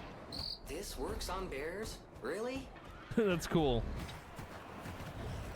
But only on the Take your bears. time. I'll just wait here, as usual. 7 out of 10, and I'm being generous. Oh, yeah. I've done this. how scary losing someone can be. Also, I'm just gonna bring up this point now because we're here at this broken puppet. Someone theorized that the broken puppet might be Tin Man. Maybe. Because of the red, like, heart in his chest or whatever. Someone theorized that that might be Tin Man for Wizard of Oz. And that might be he's going to be the sequel puppet. And then I also had a theory that Rosaria might be pointing towards Dorothy, but I don't think so. That was just kind of something in my head. I was like, oh, maybe. But yeah, it's interesting. The little nods to stuff they're doing, like Alice in Wonderland, Wizard of Oz, who knows? But let's keep going. I may not be able to cry, but This is just going over I the... can comfort others now. Thank you. I'll let it play. He gives you cat dust. Mimicry of a joyful heart. It's good to feel alive. Thanks. It feels good. Like being hugged by the sun. It is a brilliant feeling. Like the start of spring. Thanks. Yeah, teaching him emotions. I kind of had a feeling like we were going to get to do that, so that was really cool. Yeah, some of those I hadn't seen yet, but some of those are really cool. Interesting, too. But then now, is this just the... What is up, everybody? Oh, hello, silly little guy. Is this just the bear thing? Okay. So, didn't need that one. You missed these 5 secrets. What's up, everybody? It's the Inhuman One here, and today I'm going to reveal 5 more hidden secrets and mechanics you missed in the Liza P. Overture DLC. Okay. But before we begin, I'd like to play a game. Uh-oh. I've hidden an Easter egg in the thumbnail of this video. The first person to state what and where it is in the comments will get a shout out in my next live stream. I Pog. stream Monday, Wednesday, and Friday at 11 a.m. Central, so be sure to stop by if you think you're the winner. Wow. It seems you guys really love the last 2 videos, and since there are just so many secrets hidden within the game, I wanted to bring even more to your attention. Okay. If you watch until the end, I'll show you a secret from the base game that will blow your mind. Okay. So with that out of the way, let's jump right into the first I wonder if I know it. For my fellow loremongers out there, did you know that both the cherry-scented letter and the Someone's Report Notes notebook, which is nearly impossible to say out loud, have additional memos after you've completed the DLC? No? If that doesn't satisfy the lore hunter inside you, consider checking out my main channel where I cover lore and theories on all... Wait, hold on. Your main you cover lore and theories? That's crazy. Let me read this. Everywhere you go, you seem to change fates for the better. Perhaps if I met you earlier, I might have been able to wash away the pain and nightmares of the past. After what happened at the Rose Estate, I was left with no choice but to put my all into protecting everyone. You are different. You are someone who can connect with and bring more to other people. Please find a path of light that can save her. What is that? Leah talking?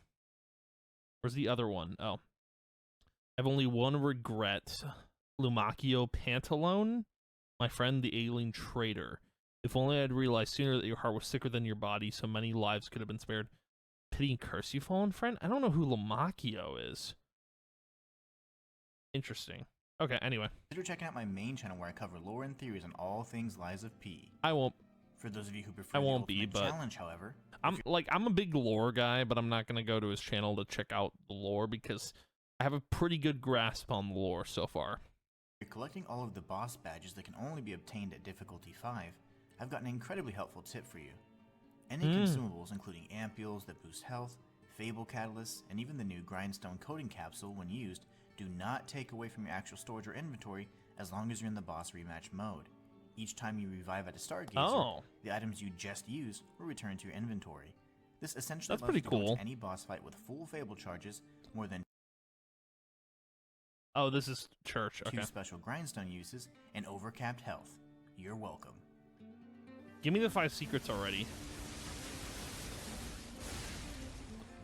I wanted to see that weapon in action. That's crazy. Did you know that the Royal Hornbow from the DLC charges Fable at different rates? A fully charged R2 nets you much more Fable. These secrets are boring, shot, man. Which happens to give you the most damage, by the way.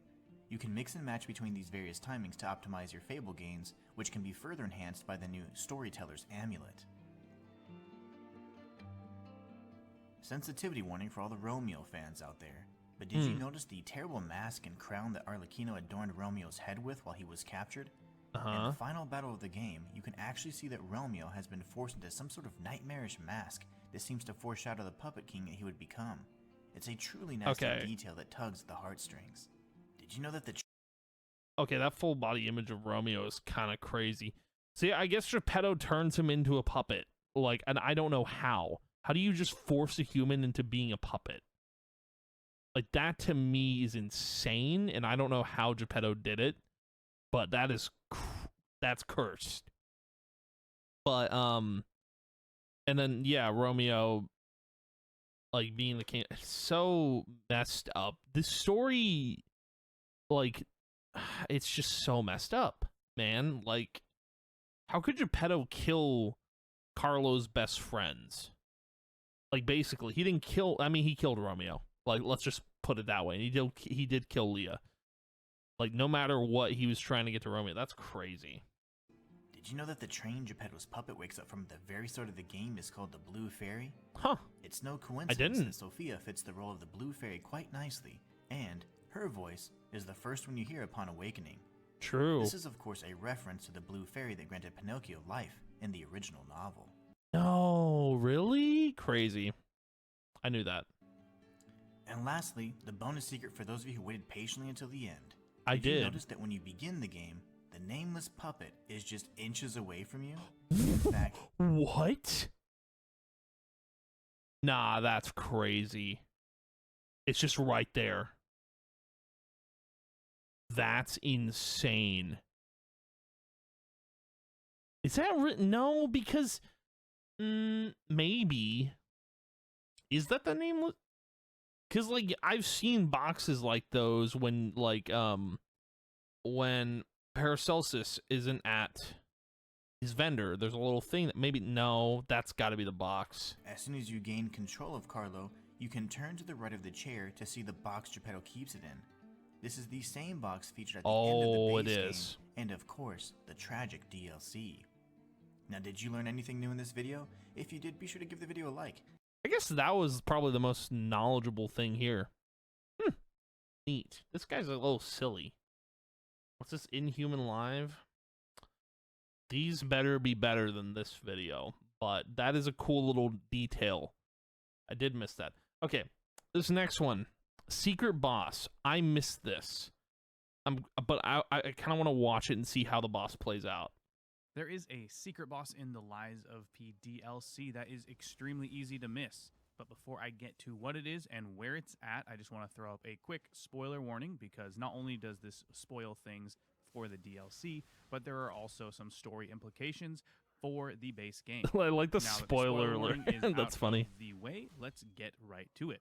The first thing that you're going to need to do to find this optional and secret boss is to progress the DLC far enough to where you find the Ergo mining site Stargazer.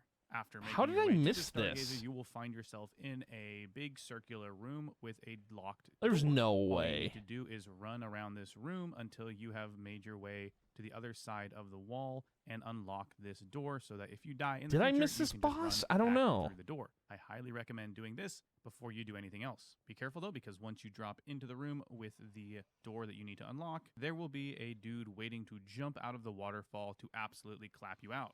Now that you have defeated your enemy and made your way to the door that you've unlocked, continue up the ladder.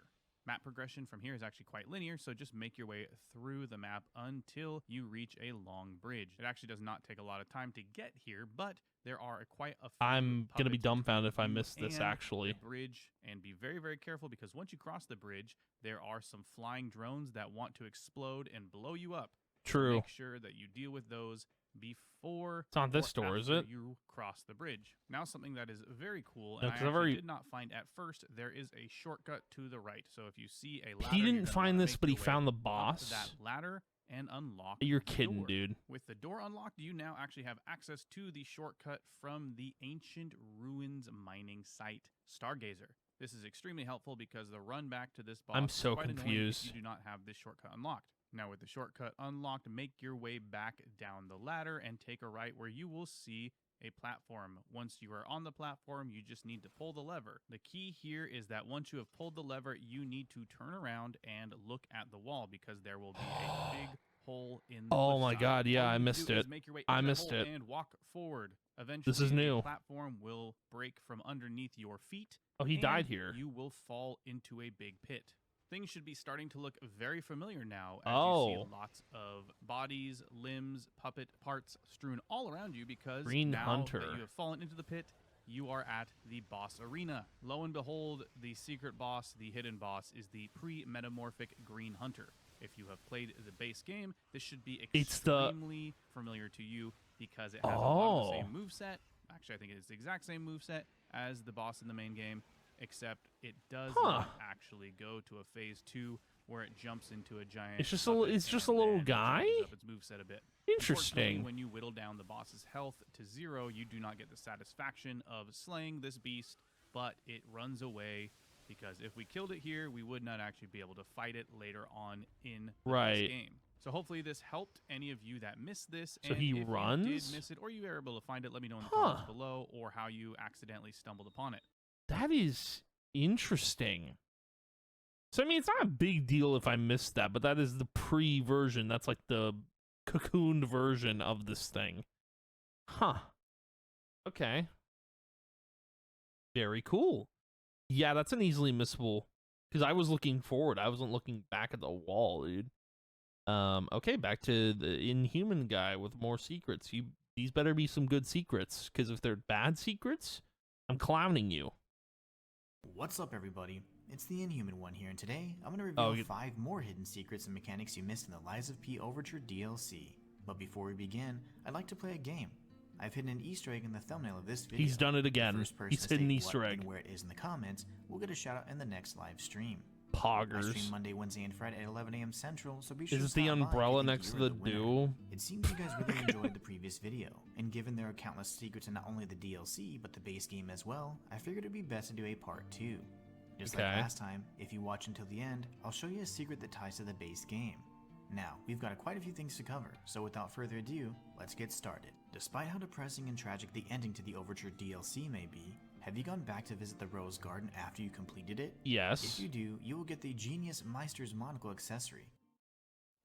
Hey, they're probably okay, right? I'm skipping ahead. Leia is Hope you guys don't mind. Already seen As that. a little bonus tip, make sure to go revisit areas where NPCs once stood at, like Klaus's spot for example. In the present time, you can get a comical review of his stay at the Eventide Hotel. Wait, what? I missed that. I'm reading this. Collector Klaus's hotel review. As a world-renowned collector, I would have been negligent if I had not left a review of this establishment. I hope this helps inform future guests of the state of this hotel. Rating 4 out of 5. Although dingy and lacking basic amenities, this hotel is still the safest place in all of Krat. An addendum is scribbled at the bottom. This truly reads like a proper monthly landmark guide, wouldn't you say? That's cool. It's a neat little thing. Dude, Klaus, I feel like, was a really cool character. I do wish there would have been more talking points with him because, like, you could have revealed, oh, Leader of the Bastards, or, I don't know. I do wish there would have been more with Klaus, but I get why there wasn't because the story itself was more important, but anyway. For those of you who love the new Legion arm as much as I did you notice that Icarus has a hidden mechanic? If you launch blades at an enemy, they will begin to generate heat. This is indicated by the fiery glow in the Legion arm's icon. If the blades are superheated, any subsequent launch of the blades will deal bonus damage. This works exceptionally well against carcasses who seem to hate being burnt to death for some reason. If you happen to skip Toma's quest that nets you the whistle required to get the golden seed at the zoo, worry no more. Once you meet Aladoro the Tracker, he will give you a horn that can be used to call him during battle, but most importantly to make a ruckus at the zoo as an alternate method to get the seed. This is actually one of my favorite secrets and something that I had to resort to myself. That's cool. Like, cause I got the golden. I knew you used a whistle. Near the gold coin tree at the Eventide Hotel in the past. Once the DLC is completed, you can pick the golden rose and adorn the music player with it in the present timeline. We did that. Wow, look at it. It's so beautiful. The time travel stuff in Lies of P is so cool, man. It's so neat.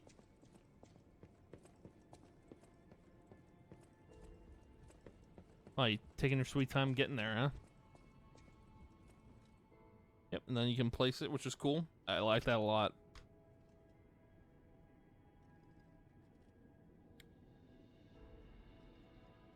Yeah, it's super nice little touch. The deep bow gesture can be used to get several unique interactions with NPCs from the country of the Oh. morning, namely the tracker, but also Eugenie. Really? But why does my heart hurt all of a sudden? That's all If she you've ever says? taken a trip to Elysian Boulevard and happen to be a big fan of mysteries, there's an apartment with the address of 221B that can be opened to track down The reward in mustache, I base didn't even game. notice that. This is a cheeky little reference to the famous detective Sherlock Holmes' London address of 221B Baker Street. Really? This, along with the detective outfit, leaves no room for debate. And lastly, as a bonus for those of you who stuck around this long, did you notice that in the base game, Giangio is always holding an umbrella? This is not simply a device to keep him safe from the weather, but this is actually the weapon etiquette, the same weapon that Lumacchio used during his boss fight. Did you learn anything new in this video? If you did, be sure to give the video a like. It helps me know you want more. So does that mean Lumacchio and Paracelsus are kind of like brothers? It's interesting. But Giangio is Paracelsus, right? I'm pretty sure. Almost positive about that. You know what? This video was pretty secret filled. I'm pretty impressed. Okay. 5 secrets you missed in Liza P. Overture DLC. Can't wait. I can't wait to see it. Do we have any more? This is the last Inhuman Live. Last time we're going to get a secret in thumbnail. Last time we're going to get a shout out at the end of the video. And last time we're going to stick around till the end. Crazy. What's up, everybody? It's the Inhuman One here, and today It's I'm gonna me. reveal 5 hidden secrets you missed in the Lies of P Overture DLC. Exciting. But before we begin, I'd like to play a game. I've hidden an Easter egg in the thumbnail of this video. I'm gonna find it. The first person to state what and where it is in the comments will get a shout out in my next live stream. Poggers. I stream Monday, Wednesday, and Friday at 11 a.m. Central, so be sure to stop by if you think you're the winner. The Lies of P Overture DLC I'm the may winner. be linear, but it's I didn't packed even full look of at the secrets thumbnail. and I know hidden I'm a winner. details that many of you have missed. If you watch until the end, I'll reveal a secret that many people still haven't discovered from the base game after all this time. So, without further ado, I doubt let's get it. started. How many times have you been frozen? Trust me, although it may sound a bit counterintuitive, be sure to die while the frozen affliction's active. If you do, you will get the shiver gesture. But don't worry, Already I'm got sure you that. already knew that. So consider that a bonus tip.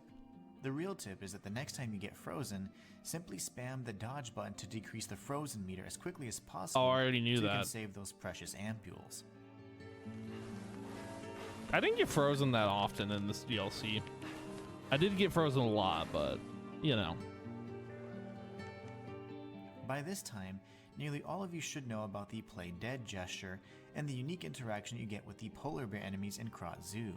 True. However, did you know that if you play Dead by the Dead Bear in the enclosure, that this happens? I'm intrigued.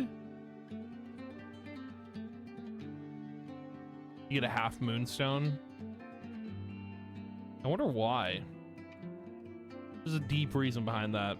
Most of you are aware that you can use the tap dance gesture to get an additional prize in the carnival area. However, did you know that you can also I didn't use it know to that. keep the dancing puppets from aggroing? As long as you initiate the dance before they commence an attack, you can dance alongside these evil little bastards until your heart's content. Oh, interesting. That's cool. My God. That was brutal. That's so sick. I guess my heart was content. If you There- listen closely to the one, There is stuff I wish I would have done in Liza P. Like, because I mainly use the same weapon. I use the same stuff all the time. I didn't really experiment. But I was so content with my build, I feel like I didn't have to change anything up. But it's still really cool to see all these other builds. But anyway, let's keep going. merchant near the tram gate in the carnival, he makes mention of the Puppet Princess Imperial Crown. Interestingly enough, once you make your way into a cave on the seaside cliffs, you'll find a crazed carcass wearing this priceless prop. Once you defeat him, return to the wandering merchant in the carnival and speak to him while wearing the hat. This will net you some unique dialogue that would otherwise go unnoticed. Okay. This is... Oh, is it? No, we've seen this already. Regal and stylish. Reminds me of that story about the monster that roams the Okay, what's the next one? madness. Lastly, we have some incredible interactions with the tracker in the Eventide Hotel. Once he is stationed where Lumakio once was, speak to him with the 2-dragon sword equipped for some unique dialogue. Oh, okay. I never thought I would meet a Krat resident wielding a sword like this. The engravings, even the scratches, are identical. This sword is a near duplicate of the blade That's wielded cool. by a great ancient hero of the seas. The tales say he protected countless people with it. I can't imagine where you found this blade, but please, only use it for righteous causes. If you do, the hero will smile upon you. Cool. Neat. If that's not enough, equip his mask and attire for an even more interesting reaction from the big dog himself. It certainly hits differently knowing his fate, doesn't it? Now, if you made it this far into the video, then treat yourself to a final secret. Did you know that if you stand in the light of the Stargazer at the Krat Hotel, it will cast a shadow of your character's nose? Just like in real life, the length differs based on a number of factors, but fortunately for you, you can grow your nose as you increase your humanity. The more humanity you have will directly increase the length of the nose shadow. Did you learn anything new in this video? If you That is new. That was okay. Okay, my man. You lived up to your promise. Also, I love that you didn't show the tracker secret wearing the suit. Thought that was really dumb. But that is a neat little nod. I like that. That's pretty cool. Okay, I want to see all the new weapons. Because I think I might have gotten them all. And if we're probably going to skim through some of these videos, but let's get into it. Okay, yeah. Monad's Rose Sword. I want to see this thing in action. That's so sick, dude. The rose petals, dude. That's so cool.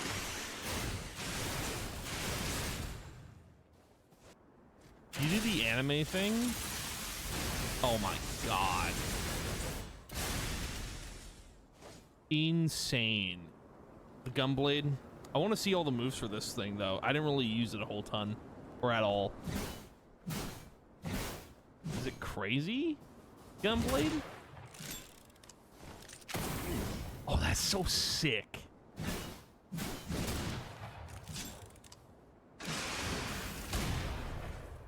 Wow.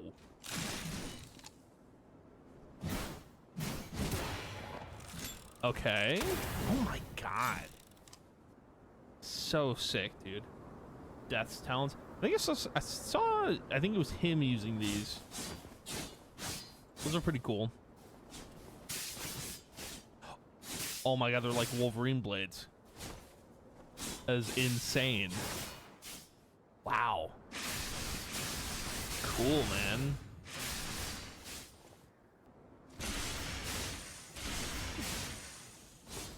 Jeez. Oh, I mean, the bow. The bow was an alright weapon. I didn't really care for it too much, but... like, I don't know. I used it for certain things. I didn't really use it a whole ton. It's not really down on... okay, that's cool. That's sick.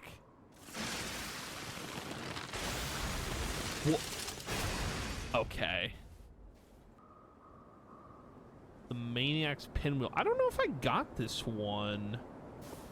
Probably didn't.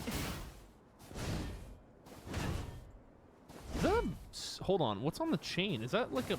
oh, this is a pinwheel. Okay. Huh. Interesting. Oh, the... oh. Look at that. That's cool. It's like you're winding it up.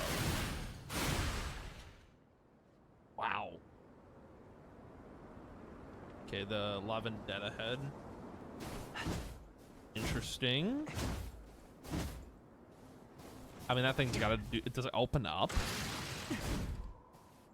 Oh, it spins. Please tell me it does something cool.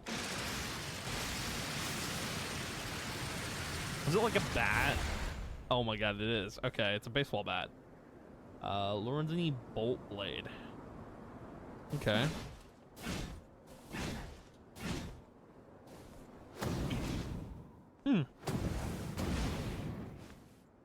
Oh, it's like a little jet on the end of it. That's cool.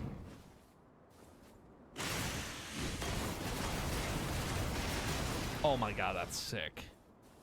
This is also like the perfect place to do all of the showcasing. This is sick.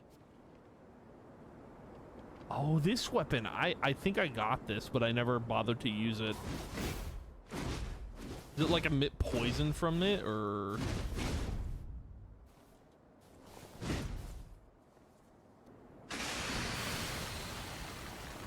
Sick. So cool. That is awesome.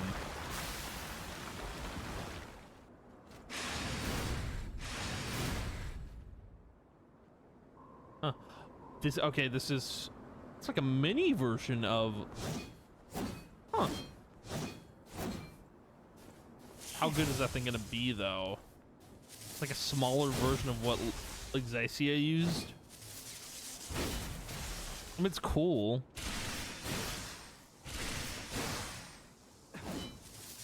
Oh, you're like electrified. Oh.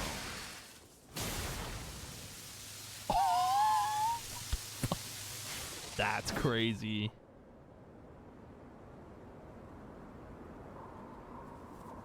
The Puppet of the Future's wielder. Okay. Oh. Interesting.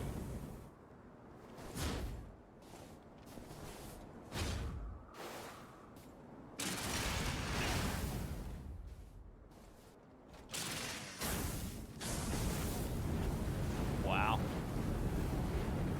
This is the last weapon. Icarus Legion Arm, Cataclysm Legion Arm. I guess we can see these. Why not?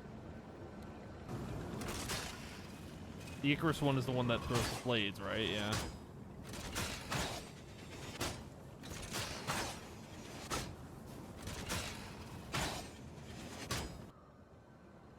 Oh, didn't even show that much.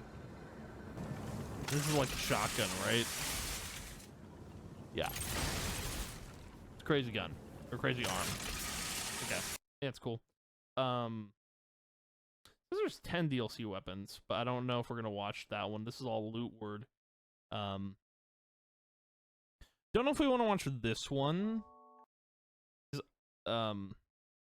is by Ricky, which he's doing a lot of these videos.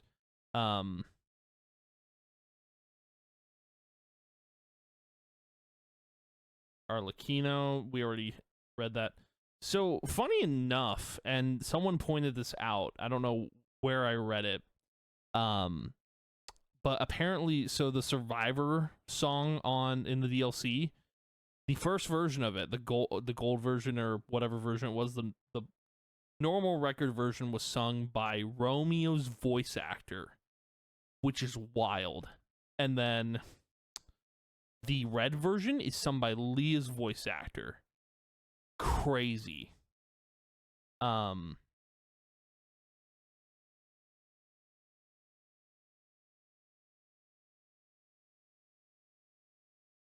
Yeah, I think I don't think I need to watch this video just because I did actually kind of pre-watch it already, so let's see if we need to watch this one. Whirlhorn Bow. Do we need to Lorenzini Bolt Blade?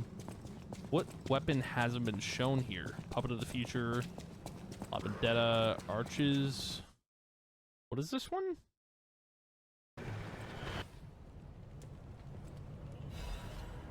Oh, that one.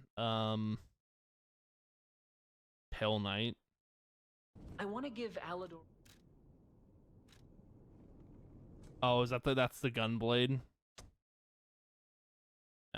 Mace, Silent Engine. Wait. Oh, I've definitely already got this one. But just to see what it is would be nice. Oh yeah. Okay. so we don't need to look at that. However, these next videos are going to be, I mean, we'll see if we've seen everything, but I do want to watch them. Lies of P. Overdue is a fantastic DLC that I really had a lot of fun with. Of course, there are Okay, hold on. Before we... Secret Boss Swamp Monster. We might skip through these if... Because I like that they have chapters for them. There's a lot here. I don't want to sit through it. New gestures in base game. Have we... Rosars? Okay, let's skip to this.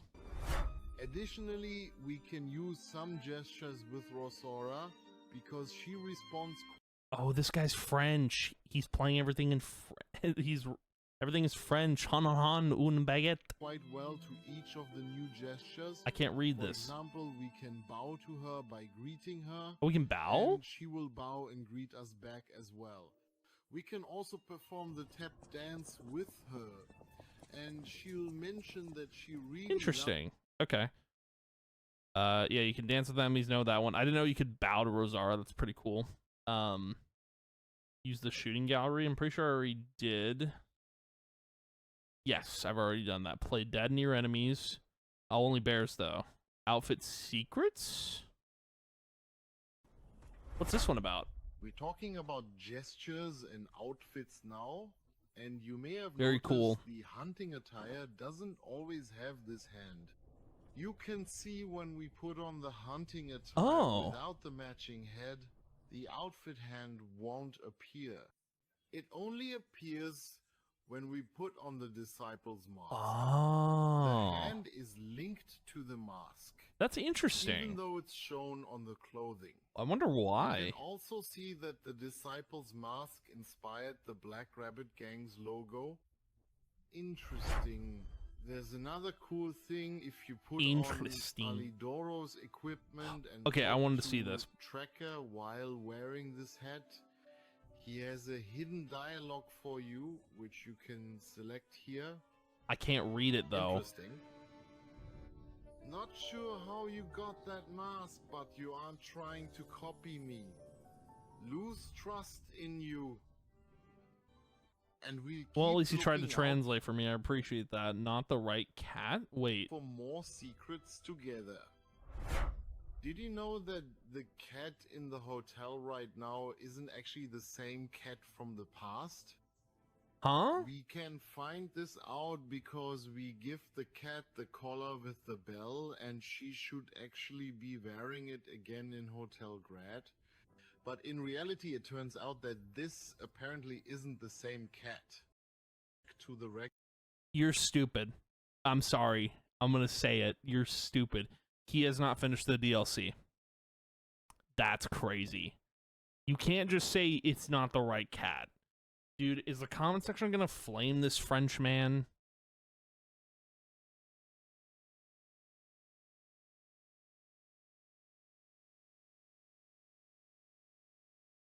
Oh, this is AI? Oh my god, this video is crazy. Okay, that's not... That's... Okay, paintings in the main game.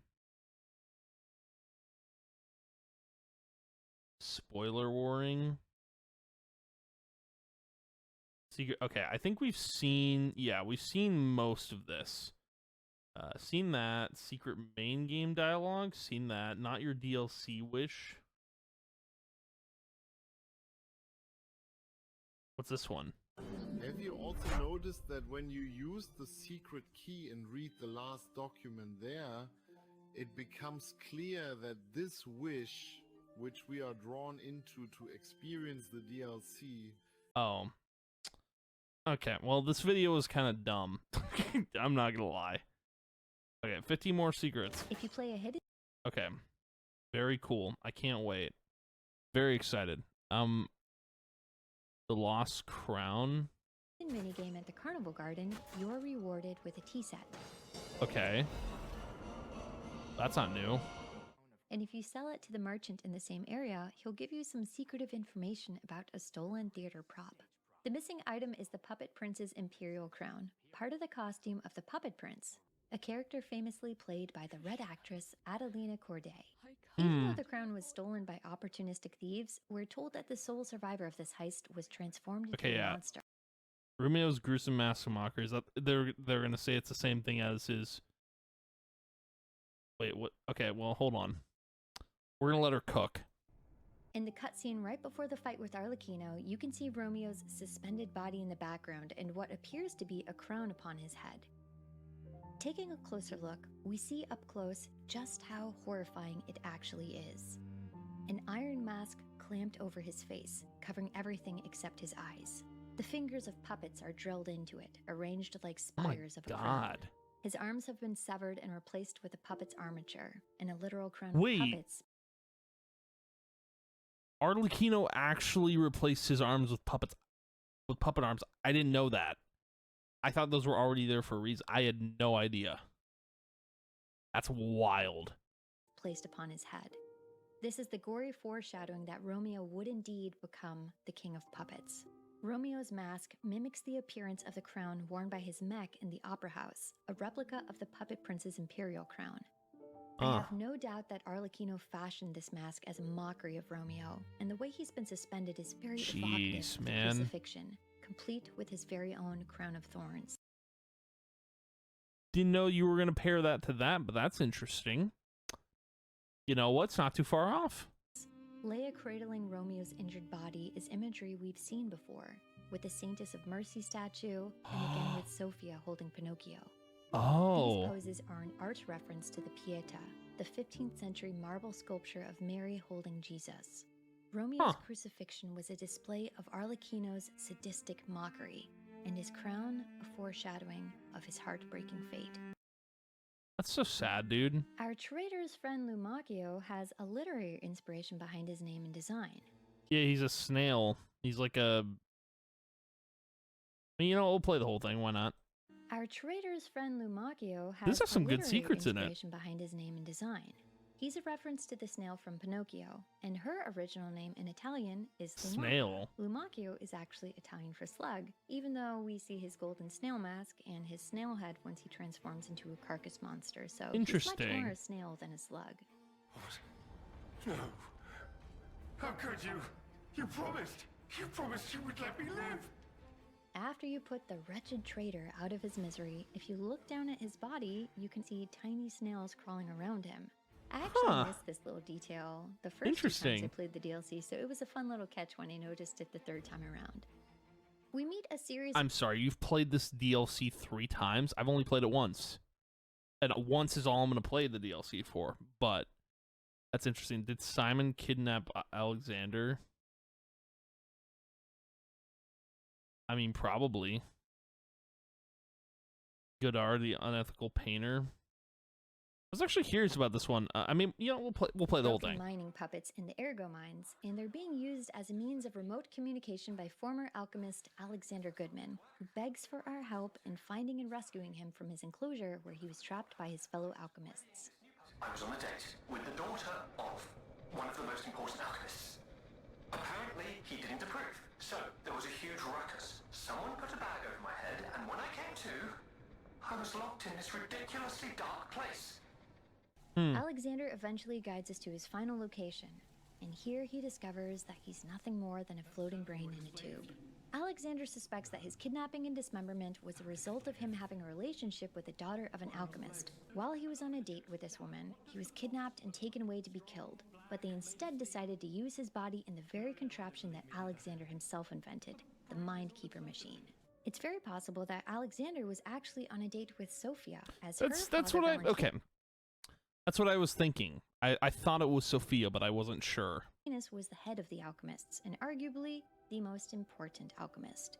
Although Alexander suspects his kidnapping was a result of Valentinus's disapproval of him dating his daughter's unhealthy obsession with Sophia, and we learn from Sophia's diary that he had unsuccessfully tried to kidnap her previously.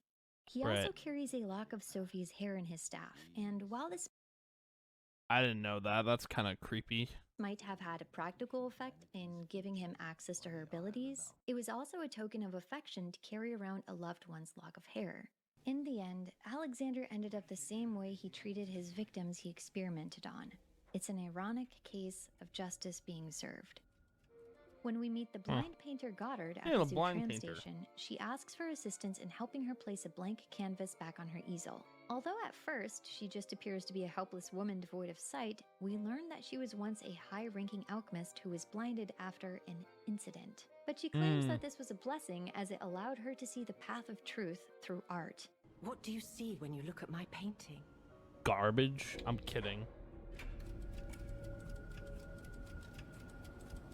I think I lied to her here. I'm pretty sure I did. Looking at her desk, we see some charcoal drawings, very artistically done, and it's clear that I didn't even she was a notice. very talented artist.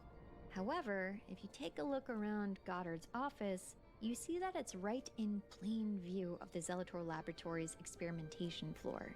And now we know that Goddard was the artist behind all of the alchemist diagrams we see. Even though she might have been a wonderful artist, she was using her talents for nefarious purposes, illustrating anatomy pictures created from the dissection, dismemberment, and lobotomies of countless victims. To reach Leia's temporary encampment after defeating the anguished guardian of the ruins, you find a couple audio recordings, one from Leia and the other from Arlecchino. Okay. As pointed out by a viewer in my last video, there is a very gruesome scene happening in the background of this recording. And then you drove nine blades. He was cutting off his... All on your own. So, I have only you to thank, yes? He was cutting off Romeo's arms in this?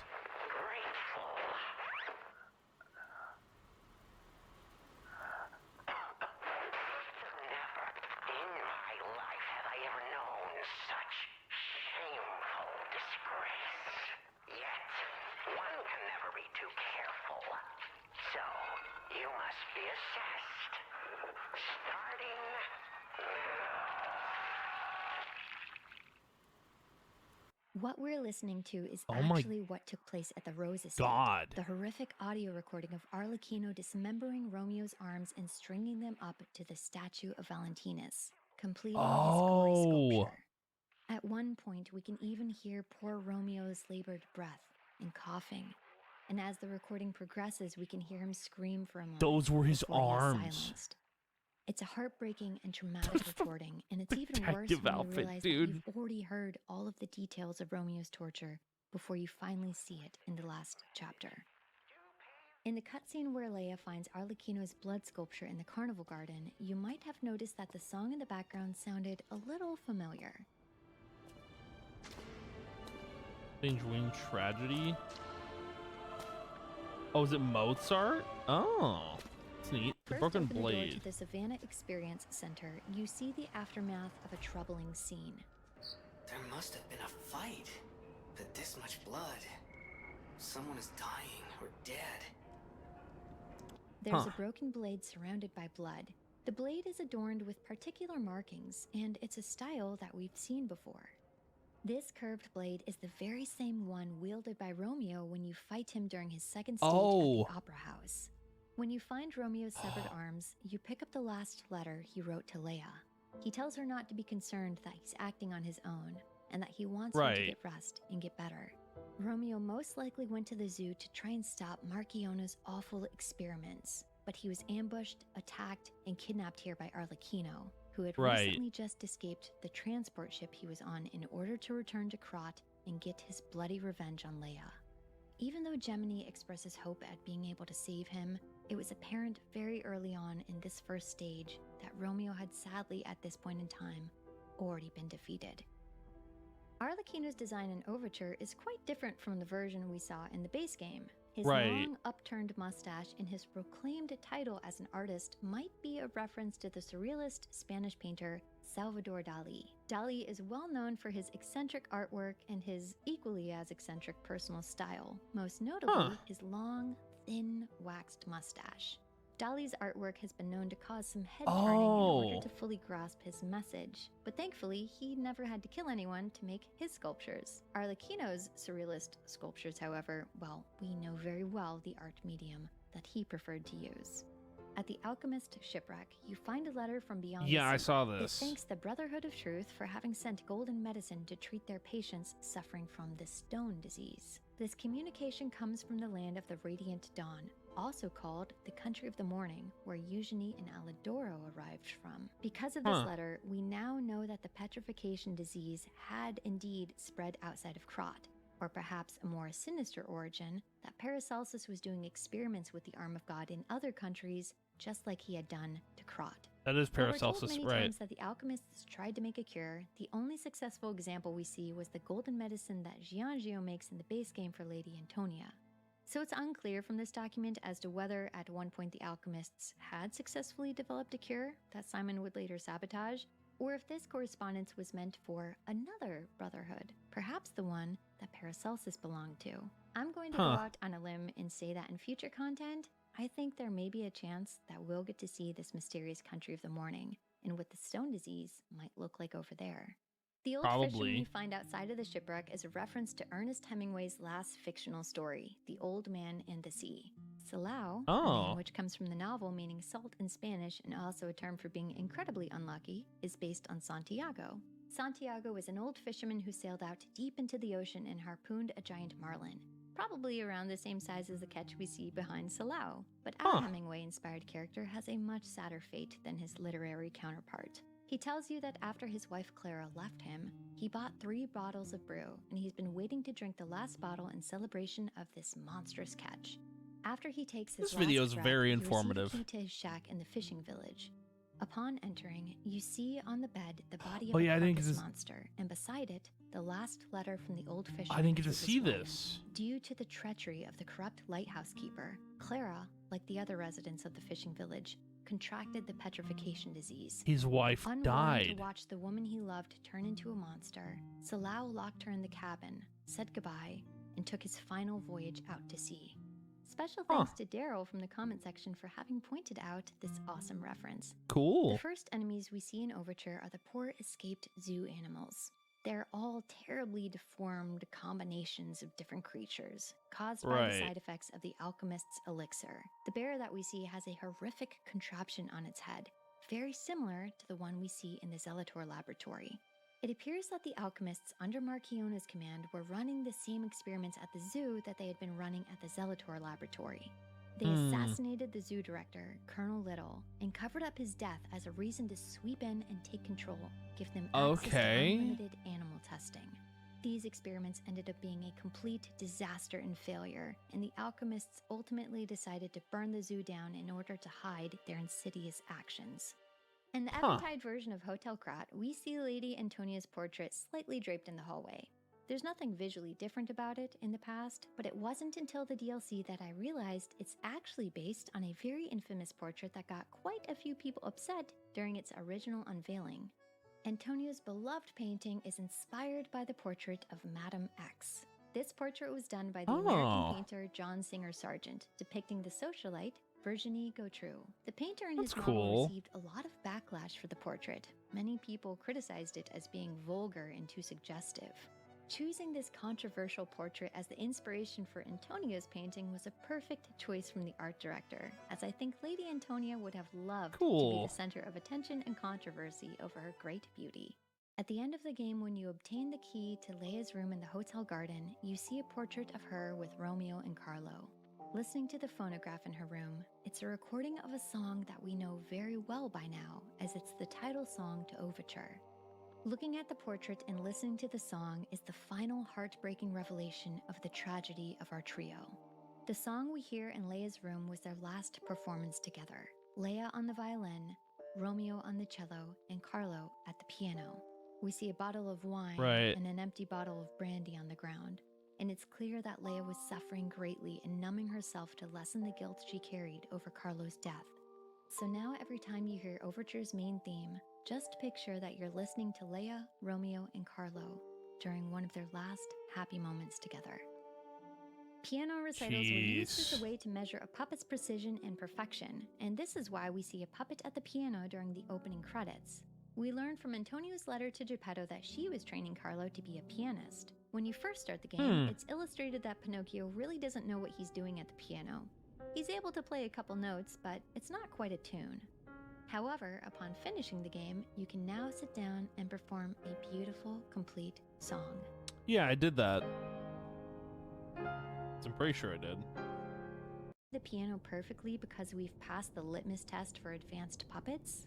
Or do we play beautifully because we have Carlo's ergo and his memories of being a pianist? Probably his ergo. This is one of the many reasons why I love this game so much. The fact that two statements can simultaneously be true, or one true and the other false, but it actually doesn't change the result. This is just some of the beautiful and thoughtful writing that makes me take a step back and appreciate the artistic intent. Thanks for watching my second. What a nice video. You know, a lot of secrets I didn't know. Pretty cool. Now, we do have two more here. Or one more, sorry. I wanted to see what this is about. I think this is the first one. After beating the final boss and completing the DLC, if you return to the present timeline, wait, Klaus's reporter Medoro? Rating his experience staying at the Krot Hotel. And if this rating system seems familiar, it's because we've seen it before in the base game and the monthly Krot Landmark Guide. These guides rate various Krot attractions and are written by reporter Medoro, whom we now know to be Klaus. If you open up Medoro's very last notebook from the base game, it now has an added 5th page with a heartbreaking new message. I only have one regret. Lumacchio Pantalone, my friend, the ailing Oh, traitor. that's who If Lumacchio only is. I had Okay. realized sooner that your heart was sicker than your body. So many lives could have been spared. I pity and curse you, my fallen friend. Klaus had given up his life as a collector to pursue his journalistic calling, but in his unwavering search for the truth, he eventually met his death, as did all of his friends he met along the way, including the very one that betrayed him. How could you? You promised. How did Klaus die, though? We first meet Rosora at the carnival, where she asks for help in That's finding Carla her from little long ago, lost red right? shoes. Rosora has fond memories of growing up at the Rose Estate, where she had a familiar-looking friend that she'd like to return to. If you assist her along her journey, she will eventually ask you to meet her in the present timeline at the tree outside of Krot City Hall. Yeah, this is depressing. So happy to see you again. Friends always meet again. She will give you the final scrap of her torn drawing that reveals a family of 4, with little Carlo and Rosora between Camille and Geppetto. Rosora was most likely created by the 2 workshop technicians as a childhood companion for Carlo. Rosora's creator was very much loved by my dear old friend. So I'm sure Carlo's my creator would have mom wanted to be your made friend, Rosora. After Camille's death, Geppetto sent Carlo along with Rosora to the Rose Estate, and she most likely fled during the Monad House tragedy, only to be captured by Maricona and imprisoned inside Oh, a there's her cage awaiting bow. an uncertain fate. Ribbon. Maricona believed that Rosora was the key to dismantling Geppetto's puppet covenant, but thanks to Sophia in the form of the white butterfly, she was able to escape. Through Pinocchio's acts of kindness in helping her run away, Rosora finally gets the chance to say her last goodbye to her beloved friend from long ago. The Two-Faced Overseer was a horrific experiment created by the alchemists in their underground laboratory. After Oh, they that was for uncovered Victor the buried remains Champion? of a being from a race called the Ancients, they dissected the body and performed experiments with its brain in attempts to create a powerful fighter. The Two-Faced Overseer would become the template for Victor the Champion, the Interesting. celebrated wrestler once on the verge of death by the petrification disease, transformed by the alchemists to be their ultimate warrior. During the Didn't fight, know that. once the Two-Faced That's cool. Overseer becomes enraged, his floating head switches positions and you see a monstrous brain with teeth taking center stage. It appears that during their subject's autopsy, they decided to sew a brain to the back of his head instead of putting it on his skull, making him very literally a Two-Faced Overseer. After the That's credits roll, wild. it's a chilling scene at the site of the final battle. Yup. As Leia cradles Romeo's injured body after rescuing him from Arlecchino, they see Geppetto approaching them, dragging behind him the steamer trunk containing Carlo's corpse, also known as the Nameless Puppet. Leia looks up as a shadow looms over her, and we hear an auditory clue that the scene does not end happily.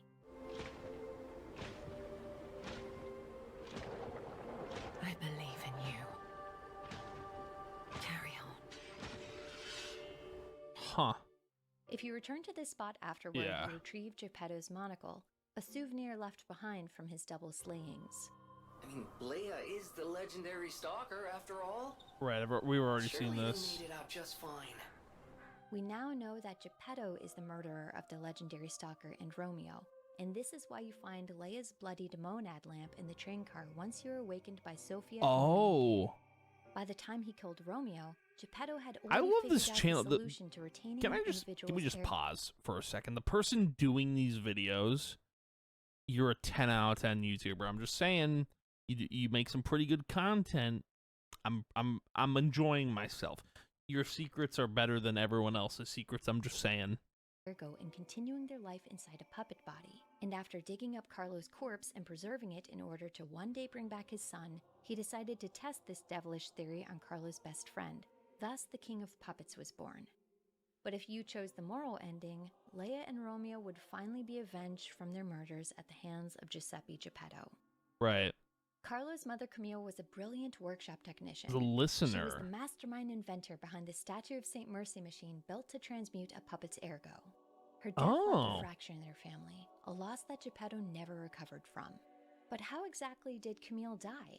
When we travel to the Eventide version of Hotel Krat for the first time, we find a tear-stained letter addressed to Geppetto from Valentinus, expressing his sympathy over the loss of Camille, after a catastrophic chemical leak led to a mass mortality event with no survivors. Yet in the underground Zelator laboratory, we find a document that reveals the truth about what really happened, and we also learn a shocking new revelation.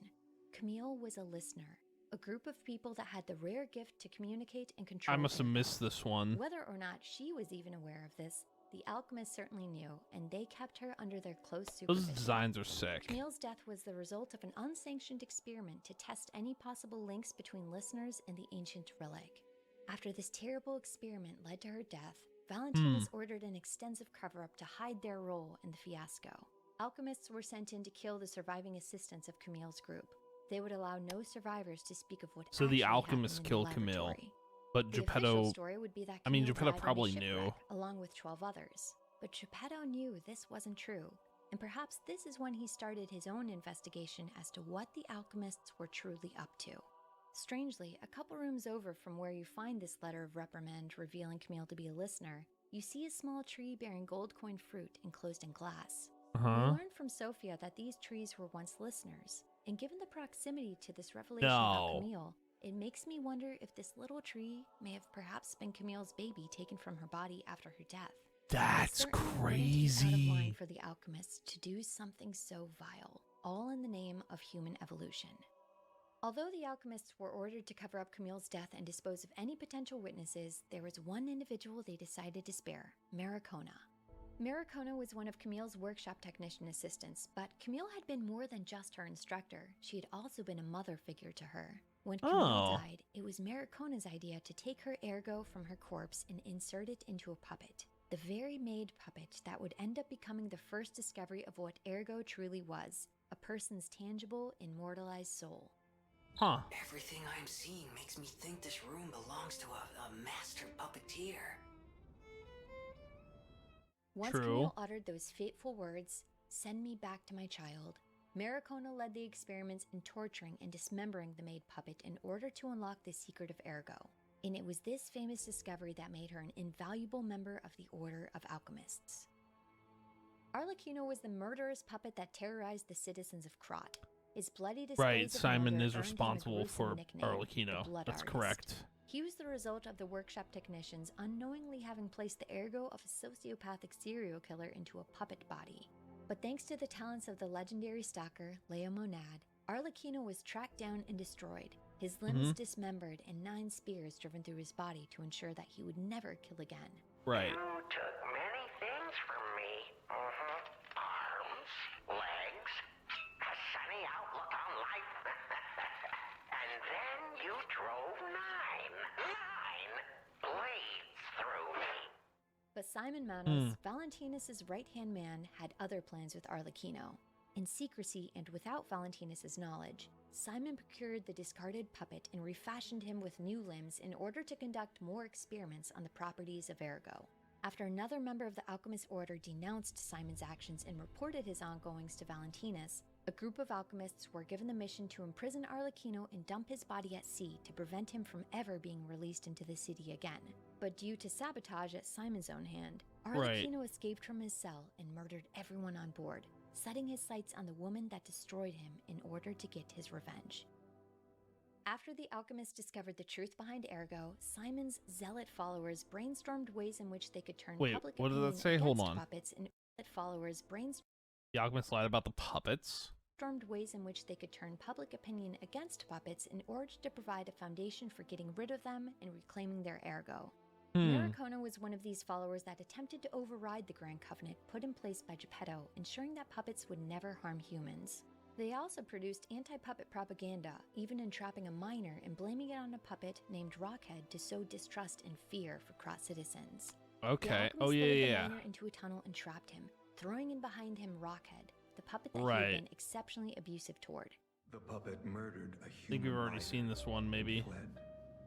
But some say you can still hear the sound of it digging for more, swinging its pickaxe.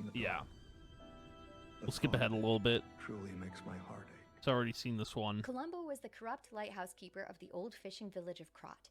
He had a reputation for being a gluttonous gold digger. Columbo destroyed the fishing village? Right, we read this one. Even going so far as to harm incoming ships unless they paid him appropriately. Columbo began taking bribes from the first outbreak, hiding all traces of their activity from their secluded island. But Columbo's greed got the best of slain puppets. The alchemists created a mutant monster called the Green Hunter. It was born in the underground Zelator laboratory and kept in a pit where lifeless puppets were dumped. We get to meet the smaller form of this creature in the DLC, but before being able to defeat it, it runs off, only to be found years later in the barren swamp, which is where it finally meets its end. The creation of this monster was a haphazard attempt from the alchemist to quickly dispose of puppets once they had been stripped of their ergo. But the creature eventually developed a taste for ergo, and this is why the green life form has a parasitic need to inhabit puppets, and you can sometimes see it coming out of their mouths. The Green Hunter was just another example of the alchemist's incompetency in creating anything that actually worked as intended. Right. The anguished guardian of the ruins was an ancient warrior that had been captured, tortured, and eventually the warrior of the imprisoned sea? by the alchemists in order to subdue Was this it to Monstro? their will. It's a deformed combination of monstrosities, different aspects imbued into it in order to overrule its sworn oath. Inside its head, we see a stone effigy containing the same maze-like pattern found on the ancient discs and at the Archabbey. Its skin is also marked with the same language that appears on the walls of the abbey and at the site of the ruins. No doubt the same ancient text of the god race that the relic belongs to. In his right hand, he holds the remnants of what must have once been a beautiful trident, similar in its design to the trident of the Covenant. That's cool. This ceremonial weapon once belonged to a great warrior of the sea that served an ancient king. He swore an oath to slumber for eternity, as long as it meant protecting his people from immortality and keeping the arm of God contained. And of course, by this point, we know immortality in Krot is nothing more than a curse of a life lived in misery. Right. The anguished guardian is most likely none other than the remains of this very sea warrior. And after Valentinus stole the arm of God, the guardian was awakened and sent to deal with him by the same king he swore an oath to, Giangio, master of the ancient castle, whom we now know to be Paracelsus.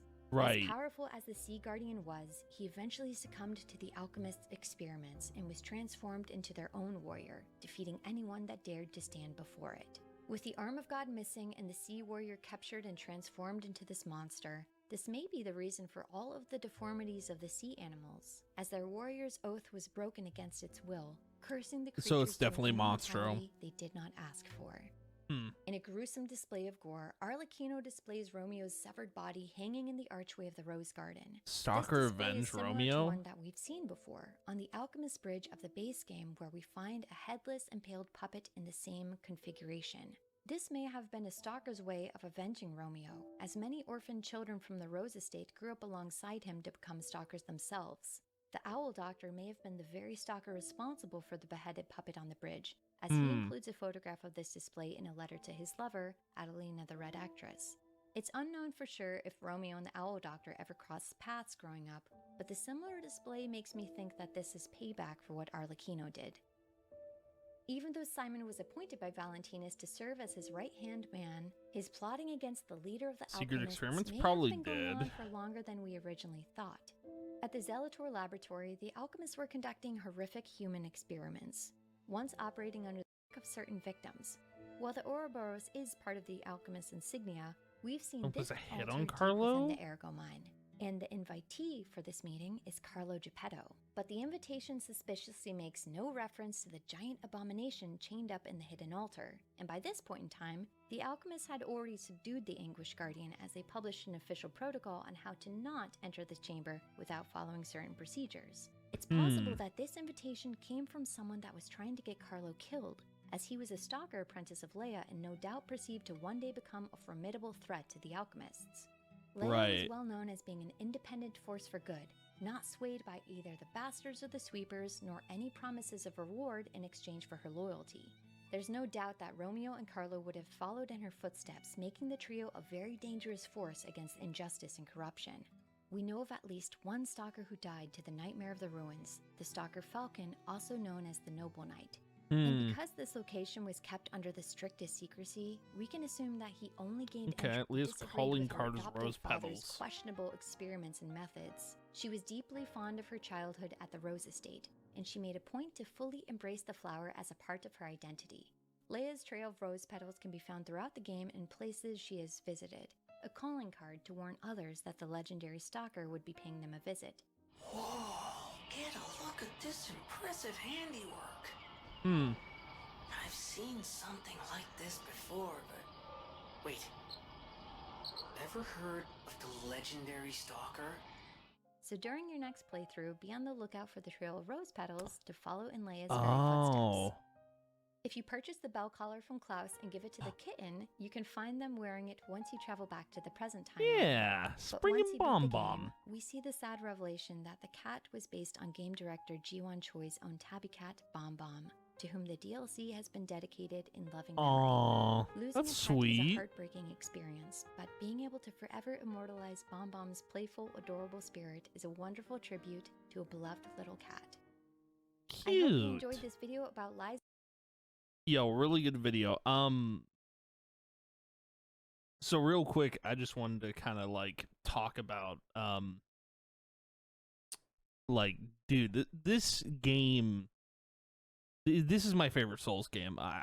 Elden Ring aside, or Bloodborne, or Demon Souls, or Mortal Shell, those aside, this is my favorite Souls game of all time. I'm not kidding, because not only does Liza P give me the whole Bloodborne feel, and it's a very linear feel. The story's incredible, the writing's incredible, the soundtrack is incredible. Everything about this game deserved Game of the Year, and it didn't get that. But the DLC made this game 10 times better. It literally miles better. Like, it improved the experience for me. I don't know if that's the right word, but yeah, I kind of want to talk about the implications of the sequel though, because I almost have a feeling that P, Pinocchio, and Gemini are going back in time to Wizard of Oz. I don't know if time travel is going to be a main proponent of the sequel, but I almost feel like they're going to be using time travel a lot, or maybe not. I don't know. But maybe the Country of the Morning is Wizard of Oz, and that's where the sequel's going. But I'm not too sure on that front. But I almost thought, like, if P and Gemini went back in time or went forward in time, whatever, I'm wondering if P becomes Dorothy and Gemini becomes Toto, which would be really weird, but I don't know how they're going to do the sequel. I'm sure they're already hard at work at it, and it's going to be the greatest thing that the studio's ever done. I still think Liza P will be my favorite from them, but we will see. And obviously, Paracelsus and his group, I'm wondering if they're probably going to be a big part of the sequel. We're probably going to see more of them. But who knows? I just wanted to end this video on a good note, going through these secrets, learning a bunch of stuff. That was the whole purpose of this. So thank you guys for hanging out, watching, even though obviously DLC, we ended on a weird note on my end, but that's the whole reason I wanted to go through all this and kind of discuss stuff. But yeah, thank you guys for watching, hanging out. I appreciate it a ton, and I will see you guys in hopefully the sequel, which we'll be doing on this channel, of Liza P. And yeah, thank you guys for watching, hanging out. I appreciate it a ton. I will see you guys in the next playthrough. And yeah, goodbye.